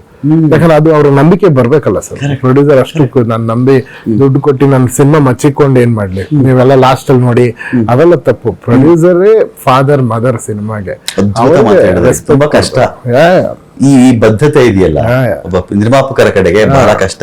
ಮಾಡ್ತೀನಿ ಆಮೇಲೆ ನೋಡ್ಕೊಳ್ಳಿ ಅನ್ನೋದು, ಅರ್ಧ movie shoot ಮಾಡಿ ನಿಲ್ಸ್ಬಿಡೋದು, ಇನ್ನು ಎಕ್ಸ್ಟ್ರಾ ದುಡ್ಡು ಆಗ್ತಿದೆ ಅನ್ನೋದು. ಇಂಥವುಗಳ ಕಾಲಘಟ್ಟದಲ್ಲಿ ಅವ್ರಿಗೆ ರೆಸ್ಪೆಕ್ಟ್ ಕೊಟ್ಟಿಲ್ಲ ಅಂದ್ರೆ ಕಲೆನ ನಮ್ಗೆ ರೆಸ್ಪೆಕ್ಟ್ ಕೊಡಲ್ಲ ಸರ್. ಆ ಕಲೆಗೆ ಬೆಲೆ ತರೋದೇ ಪ್ರೊಡ್ಯೂಸರ್ಸ್ ಅಲ್ವಾ. ನಾನು I made sure every day. Producer ಗೆದ್ರೆ ಈ ತರ 100 ಸಿನಿಮಾ ಬರುತ್ತೆ ಅಂತ. ಖಂಡಿತ. ನಾನು ಬೆಳಗ್ಗೆ 6 ಗಂಟೆಗೆ ಶೂಟಿಂಗ್ ಆಗ್ತಾ ಇದ್ರು ಕ್ಯಾರಮನ್ ಅಲ್ಲಿ, ಮತ್ತೆ 6 ಗಂಟೆಯಿಂದ 8 ಗಂಟೆವರೆಗೆ ಎಡಿಟ್ ಮಾಡಿ 8:30 ಅವ್ರು ಕಳಿಸ್ಬಿಟ್ಟೆ ಮನೆಗೆ ಹೋಗ್ತಾ ಇದ್ದೆ ಎವ್ರಿ ಡೇ. ಅದು ಬೆಳಗ್ಗೆ ಆಗ್ಲಿ ರಾತ್ರಿ ಆಗ್ಲಿ. ಯಾಕೆ ಇಲ್ಲೂ ಕಾಣಿಸ್ಕೊಳ್ಳಲ್ಲ ಪ್ರೊಡ್ಯೂಸರ್? ಅವ್ರ ಪಾಪ ಈ ರಿಲೀಸ್ ಇದರಲ್ಲಿ ತುಂಬಾ ಬಿಸಿ ಇದ್ದಾರೆ. ಅದೇ ಅವಾಗಿಂದ ಹುಡುಕ್ತಿದ್ದೀರಾ, ಇಲ್ಲೂ ಕಾಣಿಸ್ತಿಲ್ವಲ್ಲ ಇವರು ಯಾಕೆ ಅಂತ ಹೇಳಿ. ಇಂತ 3 ಜನ ದೊಡ್ಡವರು ನಿಮ್ಮ ನಿರ್ದೇಶಕರು. ನಾನು ಹೇಳಿದೆ ಬನ್ನಿ ಅಣ್ಣ ಅಂತ, ಈ ಸೆಡ್ ಕೆಲವು ಟೈಮಲ್ಲಿ ಸಿಗ್ತೀನಿ, ಖಂಡಿತ ಮಾಡ್ತೀನಿ ಅಂತ. ಮ್ಯೂಸಿಕ್ ಟ್ರ್ಯಾಕ್ ಹೇಗೆ ಈ ಫಿಲ್ಮ್ ಅದೇ ಸರ್, ನಾನು ಮ್ಯೂಸಿಕ್ ಡೈರೆಕ್ಟರ್ ಆಗಿ ಡೈರೆಕ್ಟ್ ಮಾಡಿರೋ ಸಿನಿಮಾ ಅಲ್ಲ. ತುಂಬಾ ಜನ ಏನ್ ಅನ್ಕೊಂಡಿದ್ದಾರೆ ಮ್ಯೂಸಿಕ್ ಡೈರೆಕ್ಟರ್ ಮಾಡೋ ಸಾಂಗ್ಸ್ ಇರುತ್ತೆ, ಜಾಸ್ತಿ ಲವ್ ಸಾಂಗ್ಸ್ ಇರುತ್ತೆ ಅಂತ. ಯಾಕಂದ್ರೆ ನಾನು ಡೈರೆಕ್ಟರ್ ಆಗ್ಬೇಕು ಅಂತ ಯೋಚನೆ ಮಾಡಿದ್ರೆ ನೀವು ಅವ್ರು ಹೇಳಂಗೆ ಖಂಡಿತ ಮ್ಯೂಸಿಕಲ್ ಸಬ್ಜೆಕ್ಟೇ ಮಾಡ್ತಿದ್ನೇನು. ಇದು ತಾನಾಗಿ ಆಗಿರೋದು, ಆ ಸಬ್ಜೆಕ್ಟ್ ಅಲ್ಲಿ ಸಾಂಗ್ಸ್ ಕೇಳ್ತಾ ಇಲ್ಲ ಆ ಸಬ್ಜೆಕ್ಟ್. ಸೊ ವಿತೌಟ್ ಸಾಂಗ್ಸ್ ಈ ಫಿಲ್ಮ್ ಡಿಸೈನ್ ಆಗಿರೋದು. ಒಂದು ಪ್ರಮೋಷನಲ್ ಸಾಂಗ್ ಮಾಡ್ಕೊಂಡು. ಭೃಂಗದ ಬೆನ್ನೇರಿ ಬಂತು ಕಲ್ಪನಾ ವಿಲಾಸ ಅಂತ ಹೇಳಿ ಒಂದು ಮಾತಿದೆ. ಭೃಂಗದ ಬೆನ್ನೇರಿ ಬರುತ್ತೆ, ನೀನೊಂದು ಕವನ ಹೇಗ್ ಬರೀತಿಯಪ್ಪ, ಕಥೆ ಹೇಗ್ ಬರೀತಿಯಪ್ಪ ಅಂದ್ರೆ ಮೋಸ್ಟ್ಲಿ ಬೇಂದ್ರೆ ಇರಬೇಕು. ಭೃಂಗದ ಬೆನ್ನೇರಿ ಬಂತು ಕಲ್ಪನಾ ವಿಲಾಸ ಅಂತ ಹೇಳಿ, ಅದರಿಂದ ಆ ತರದೊಂದು ದುಂಬಿ ರೀತಿಲಿ ಬರುತ್ತೆ ನಮಗೆ ಕಲ್ಪನೆಗಳು ಅಂತ ಹೇಳಿ. ಈ ಕಥೆ ಬರೋಕೆ ಏನಾದ್ರು ಇನ್ಸಿಡೆಂಟ್ ಕಾರಣನ, ಇಲ್ಲ ನಾವು ಓದ್ಕೊಂಡ್ರ, ಸಡನ್ ಆಗಿ ಏನಾದ್ರು ಒಂದು ಆ ತರದೊಂದು ಘಟನೆಗಳು ನಡೀತಾ ಖಂಡಿತ ಸರ್, ಇದು ಇನ್ಸಿಡೆಂಟೇ ಕಾರಣ. ಈ ಕೋವಿಡ್ ಟೈಮಲ್ಲಿ ನಮ್ಮ ಅಣ್ಣನ ನಾನು ಕಳ್ಕೊಂಡೆ. ಸೊ ಅವ್ರನ್ನ ಕಳ್ಕೊಂಡಾಗ ಆ ಟೈಮಲ್ಲಿ ನನಗೆ ಆದಂಥ ಅನುಭವಗಳಿದೆಯಲ್ಲ, ಆ ಅನುಭವಗಳು, ನಾನು ನೋಡಿದಂಥ ವಿಷಯಗಳು, ಅದೆಲ್ಲ ನನ್ನ ಈ ಕಡೆಗೆ, ಈ ಸ್ಕ್ರಿಪ್ಟ್ ಕಡೆಗೆ ತಿರುಗಿಸ್ತು. ಓಕೆ, ಸೊ ನಾನು ಈಗಲೂ ಹೇಳ್ತೀನಿ, ಕತೆ ಮೋಸ್ಟ್ಲಿ ನಮ್ಮ ಅಣ್ಣ ಹೋಗ್ಬೇಕಾದ್ರೆ ನನ್ನನ್ನ ಮ್ಯೂಸಿಕ್ ಡೈರೆಕ್ಟರ್ನ ನೀನ್ ಡೈರೆಕ್ಟರ್ ಆಗ್ಬೇಕು ಅಂತ ಅವನ ಆಶೀರ್ವಾದ ಮಾಡಿ ಹೋಗಿದ್ದಾನೇನೋ ಅಂತಾನೆ ನನ್ಗೆ ಅನ್ಸುತ್ತೆ. ಯಾಕಂದ್ರೆ ಆ ಇನ್ಸಿಡೆಂಟ್ಗಳಿಂದಾನೇ ನನಗೆ ಈ ಐಡಿಯಾನೇ ಬಂದಿದ್ದು. ಸೊ ಐಡಿಯಾನ ಅದು ಬೇರೆ ತರ ರೂಪ ತಾಳಕ್ಕೆ ಏನ್ ಫ್ರೆಶ್ ಅಂತ ಹೇಳ್ತಾ ಇದಾರೆ, it is only because I experienced few things. ಈ ಮೂವಿಯಿಂದ ಚಿತ್ರರಂಗದಲ್ಲಿ ಒಂದು ಹೊಸ ತಿರುವು ಸಿಗುತ್ತೆ ಅಂತ ಹೇಳ್ತೀರಾ ನೀವು? ಚಿತ್ರರಂಗದಲ್ಲಿ ಹೊಸ ಸಬ್ಜೆಕ್ಟ್, ಹೊಸ ತಿರುವು. ಸರ್ ನಾನ್ ಹೇಳಿದ್ರೆ ತಪ್ಪಾಗುತ್ತೆ ಸರ್, ಜನ ನೋಡಿ ಆಶೀರ್ವಾದ ಮಾಡ್ಬೇಕು. ನಾನು ಖಂಡಿತ ಒಂದಂತ ಹೇಳಬಲ್ಲೆ, 45 is a new world and everything will be fresh. Okay. Everything will be fresh. The way ಕತೆ ಹೇಳಿರೋ ರೀತಿ, ಕತೆ ಬರ್ದಿರೋ ಸ್ಕ್ರೀನ್ ಪ್ಲೇ ರೀತಿ, ಅದ್ರಲ್ಲಿ ಬರೋ ವಿಷಯಗಳು, ಆಮೇಲೆ ಕಥೆಯನ್ನ ಈ ರೀತಿನೂ ಎಕ್ಸಿಕ್ಯೂಟ್ ಮಾಡ್ಬೋದಾ ಅನ್ನೋ ವಿಷಯಗಳು, ಅಂಡ್ ಅದ್ರ ಗ್ರ್ಯಾಂಡಿಯರ್ ಕನ್ನಡ ಸಿನಿಮಾಗೆ ಖಂಡಿತ, ಕನ್ನಡ ಸಿನಿಮಾ ನೋಡದೇ ಇರೋಂತ ಒಂದು ಗ್ರ್ಯಾಂಡಿಯರು, ಆ ಪೋರ್ಷನ್ಸ್ ಎಲ್ಲವೂ ಇದೆ ಸರ್. VFX ಎಷ್ಟು ಟೈಮ್ ತಗೊಂಡ್ರಿ VFX ಗೆಲ್ಲ? VFX 1.5 ವರ್ಷ ಆರಾಮ್ಸೆ, ಐ ಥಿಂಕ್. ಈ ಜನವರಿ ಬಂದ್ರೆ 2 years ಆಗ್ಬಿಡುತ್ತೆ ಸರ್. ಶಿವಣ್ಣ, ಉಪೇಂದ್ರ ಅವರು, ರಾಜ್ವಿ ಶೆಟ್ರು ಇವರನ್ನ ಹ್ಯಾಂಡಲ್ ಮಾಡಿದ್ದು, ಅಕ್ಯುರಸಿ, ಅವ್ರ ಕೆಲಸ, ಅವ್ರ ವರ್ಕ್ ಏನಾಗುತ್ತೆ, ತುಂಬಾ ದೊಡ್ಡ ಸ್ಟಾಲ್ವಾರ್ಟ್ಗಳಿದ್ದಾಗ ಅವ್ರನ್ನ ಹ್ಯಾಂಡಲ್ ಮಾಡೋದು ಕಷ್ಟ ಆಗ್ಬಿಡುತ್ತೆ. ಇಂಥ ಟೈಮ್ ಸ್ವಲ್ಪ ಕಾಂಪ್ರಮೈಸ್ ಜಾಸ್ತಿ ಆಗ್ಬಿಡುತ್ತೆ. ಟೇಕ್ ಬಂತ ಅಷ್ಟೇನಾ, ಓಕೆನಾ, ಸರಿ ಮುಗಿಸೋಣ, ಅವ್ರು ಬೇಜಾರು ಮಾಡ್ಕೊಂಡ್ಬಿಡ್ತಾರೆ ನಾವು, ಇವೆಲ್ಲ ಇದೆ. ಇದು ನೀವು ಹ್ಯಾಂಡಲ್ ಮಾಡಿದ್ದು ಅರ್ಜುನ್ ಜನ್ಯ. ಅದಕ್ಕೆ ಸರ್ ನನ್ನ ಅಣ್ಣ ಯಾವಾಗ ಡೈರೆಕ್ಷನ್ ಮಾಡು ಅಂತ ಹೇಳಿದ್ರು, ನನಗೆ ಅಲ್ಲೇ ಗೊತ್ತಿದ್ದು ಜವಾಬ್ದಾರಿ ಬಂದು ಸಿನಿಮಾ ತೆಗೆಯೋದು ಅದಲ್ಲ, ಇಷ್ಟು ವರ್ಷಗಳಿಂದ ಇಂಥ ಲೆಜೆಂಡ್ಸ್ ಅವ್ರ ಹೆಸರು ಕಾಪಾಡ್ಕೊಂಡಿದ್ದಾರೆ. ನನಗೆ ನೀನು ಮಾಡು ಅಂತ ಹೇಳಿದ್ಮೇಲೆ ನಾನು ಎಷ್ಟು ಕೇರ್ಫುಲ್ ಆಗಿ ಜವಾಬ್ದಾರಿ ಜಾಸ್ತಿ. ಆ ಒಂದು ಲೆಗೆಸಿನ ಕಾಪಾಡ್ಬೇಕು. ಸಿನಿಮಾ ಚೆನ್ನಾಗ್ ಮಾಡೋದು ಆಮೇಲೆ, ಮೊದ್ಲು ಅವ್ರು ಈ ಸಿನಿಮಾಗ್ ಬಂದಿದ್ರೆ ಆ ಲೆಗೆಸಿಗೆ ನಾನು ರೆಸ್ಪೆಕ್ಟ್ ಕೊಟ್ಟೆ ಆ ಲೆಗೆಸಿನ ಕಾಪಾಡ್ಬೇಕಲ್ಲ. ಅದಕ್ಕೆ ನಾನು ಈ ಫುಲ್ ಪ್ರೀ ವಿಷುವಲ್ ಮಾಡಿದ್ದು. ಪ್ರೀ ವಿಷುವಲ್ ಮಾಡಿದಕ್ಕೆ ಏನಾಯ್ತು, ನೀವು ಹೇಳಿದಂಗೆ ಕ್ವಶನ್ ಆನ್ಸರೇ ಇರ್ಲಿಲ್ಲ. ಎವ್ರಿ ಡೇ ಹೋಗ್ತಿದ್ದೆ, ಅಣ್ಣ ಇದೇ ಸೀನ್ ಅಂತ ಮೊದ್ಲು ಹಿಂಗ್ ತೋರಿಸ್ಬಿಡ್ತಾ ಇದ್ದೆ, ಎಲ್ಲಿ ನಿಲ್ತಾರ ಏನು ಎಲ್ಲ ಗೊತ್ತು. ಅಂಡ್ ಫಿಲ್ಮ್ ಅಲ್ಲಿ ಏನಾಗುತ್ತೆ, ಇವಾಗ ಇಲ್ಲೇನೆ ನಾವು 4 ಕ್ಯಾಮ್ರಾ ಇಟ್ಟಿದೀವಿ. ಏನಕ್ಕೆ ಇಟ್ಟಿದೀವಿ ಅಂದ್ರೆ 4 ಶಾರ್ಟ್ಸ್ ನಮಗ್ ಬೇಕು ಅಂತ. ನನ್ನ ಫಿಲ್ಮ್ ಅಲ್ಲಿ ನಾವು ಇದೇ ಶಾರ್ಟ್, ಈ 3ನೇ ಶಾರ್ಟ್ ನನಗೆ ಬೇಡ, ಈ ಕ್ಯಾಮ್ರಾ ಇದೆರಡು ನನಗೆ ಬೇಕಿಲ್ಲ. ಈ ಸಿನಿಮಾ ರೆಗ್ಯುಲರ್ ಆಗಿ ಏನ್ ಮಾಡ್ತಾರೆ, ಸೇಫ್ಟಿಗೆ ಅಂತ ಮಾಡ್ತಾರೆ. ದಟ್ ಈಸ್ ಆಲ್ಸೋ ಅದೇ trend, that is also good, ನಾನು ತಪ್ಪು ಅಂತ ಹೇಳ್ತಿಲ್ಲ. ಬಟ್ ಪರ್ಫೆಕ್ಟ್ ಆಗಿದ್ದಾಗ 2 ಕ್ಯಾಮ್ರಾ ಉಳಿಸ್ಬೋದಲ್ಲ, ಮಾರ್ಜಿನ್ ಆಫ್ ಎರರ್ಸ್ ಇರಲ್ಲ ಅಲ್ಲಿ ಇರಲ್ಲ. ಅಂಡ್ ಟೈಮ್ ಉಳಿಸ್ಬೋದಲ್ಲ. ಈಗ ಒಂದು ಕ್ಯಾಮ್ರಾ ಆ ಕಡೆ ಶಿಫ್ಟ್ ಮಾಡ್ಬೇಕಂದ್ರೆ ಅರ್ಧ ಏನೇನ ಫುಲ್ ಲೈಟಿಂಗ್ ಎಲ್ಲ ಚೇಂಜ್ ಮಾಡಬೇಕು. ನಂದು ಇಷ್ಟೇ ಸರ್, ಈ ಫ್ರೇಮ್ ಅಲ್ಲಿ ಶಾರ್ಟ್ಸ್ ಬರುತ್ತೆ, ಈ ಫ್ರೇಮ್ ಅಲ್ಲಿ ಶಾರ್ಟ್ಸ್ ಬರುತ್ತೆ. ನಂದು ಇವತ್ತಿಗೂ ನನಗೆ ಇದಕ್ ಹೋದಾಗ, ನಮ್ಮ ಸೆನ್ಸರ್ ಅಲ್ಲಿ ಇದ್ದಾಗ ನನಗೆ ದಬ ಅಂತ ಎದೆ ಹೊಡಿತೈತೆ. ಯಾಕಂದ್ರೆ ಇದ್ರ ಬದ್ಲು ಇನ್ನೊಂದು ಶಾರ್ಟ್ ಹಾಕ್ಬಿಡಿ ಅಂತ ಹೇಳಿದ್ರೆ ಮಾತ್ರ ಇನ್ನೊಂದು ಶಾರ್ಟ್ ಶಾರ್ಟೇ ಇಲ್ಲ. ಎಷ್ಟು ನಾನು ಅನಿಮೇಷನ್ ಅಲ್ಲಿ 2 hours ಇಟ್ಟಿದ್ದೆ ಅಷ್ಟು ಹಂಗೆ ತೆಗ್ದಿದ್ದೀನಿ. ಒಂದು NG ಶಾರ್ಟ್ ಇಲ್ಲ ನನ್ನ ಹತ್ರ. ಇದು ಬಿಟ್ರೆ ಅದ್ ಮಾಡೋಣ ಅಂತ. ಸರ್ ನಂಗೆ ಸತ್ಯ ಹೆಗಡೆ ಅವರೆಲ್ಲ ಒಂದು ಸೇಫ್ಟಿಗೆ ತೆಗಿಯೋಣ ಸರ್ ಅಂತೆಲ್ಲ ಹೇಳ್ತಿದ್ರು. ಸರ್ ನಾನು ಯೂಸೇ ಮಾಡಲ್ಲ, ಯಾಕೆ ತೆಗಿತಿದ್ದೀರಾ ಅಂತ ಅಲ್ಲೇ ಎಡಿಟ್ ಮಾಡಿ ತೋರಿಸ್ಬಿಡ್ತಾ ಇದ್ದೆ. ಇಷ್ಟೇ ಸರ್ ನನ್ನ ಶಾರ್ಟ್ ಅಂತ. ಹೌದಲ್ಲ, ಬೇಡಲ್ಲ ಅಂತ ಟೈಮ್ ತುಂಬಾ ಸೇವ್ ಆಗುತ್ತೆ. ಇದೊಂದು ದೊಡ್ಡ ಸಕ್ಸಸ್ ಆಗ್ಲಿ. 45 ಅನ್ನೋ ಮೂವಿ ಇಷ್ಟೊಂದು ಹೊರಗಡೆ ಶೂಟ್ ಮಾಡ್ಕೊಂಡ್ರಿ ಅಂತ ಒಂದು ಕ್ಯೂರಿಯಾಸಿಟಿ ಇತ್ತು. ಟಾಕಿ ಪೋರ್ಷನ್ ಡೆಫಿನೆಟ್ಲಿ 60 days ಅಲ್ಲಿ ಮುಗಿಸಿದೆ, 60-65 days ಅಲ್ಲಿ. ಬಟ್ ಆಕ್ಷನ್ ಪೋರ್ಷನ್ಸ್ ಏನ್ 2 ಇದೆ, ಅದಕ್ಕೇನೆ ಒಂದು 30 days ಮೇಲೆ ಆಯ್ತು ಸರ್. ಸೊ ಈಸಿಲಿ 100 days ಹತ್ರ. ಏನ್ ಹೇಳಕ್ ವೀಕ್ಷಕರಿಗೆ ಏನ್ ಹೇಳಕ್ ಬಯಸ್ತಾರೆ 25ನೇ ತಾರೀಕಿಗೆ? ವೀಕ್ಷಕರಿಗೆ ಒಂದು ಹೊಸ ಜಗತ್ತಿಗೆ ಬರ್ತೀರಾ, ಖಂಡಿತವಾಗ್ಲು ದಯವಿಟ್ಟು ಬಂದು ಈ 45 ಸಿನಿಮಾನ ನೋಡಿ ಒಂದು ಹೊಸ ಪ್ರಪಂಚದಲ್ಲಿ 2 hour ಇದ್ದುಬಿಟ್ಟು ತಾವು ನಾನು ಎಲ್ಲರೂ ಪೂಜಿಸಂತ ಅತಿ ದೊಡ್ಡ ನಮ್ಮ ಕರ್ನಾಟಕದ ಲೆಜೆಂಡ್ಸ್ ನ ನಾವು ಸೆಲೆಬ್ರೇಟ್ ಮಾಡೋಣ. 45 celebration of Uppi sir and celebration of Dr. Shivraj Kumar and celebration of Rajbir Shetty. Please come and let us all celebrate our icons. Thank you Arjun Janya ಅವರೇ. ಮೂವಿ ಒಳ್ಳೇದಾಗ್ಲಿ. Thank you sir. ಮೂವಿಯಿಂದ ನಿಮಗೂ ಒಳ್ಳೇದಾಗ್ಲಿ, ನಿಮ್ಮಿಂದ ಮೂವಿಗೂ ಒಳ್ಳೇದಾಗ್ಲಿ. Thank you sir. Thank you so much. ಇದು ಅರ್ಜುನ್ ಜನ್ಯ ಅವರ ಮಾತುಗಳಾಗಿತ್ತು. 45 ನಿರ್ದೇಶಕರು.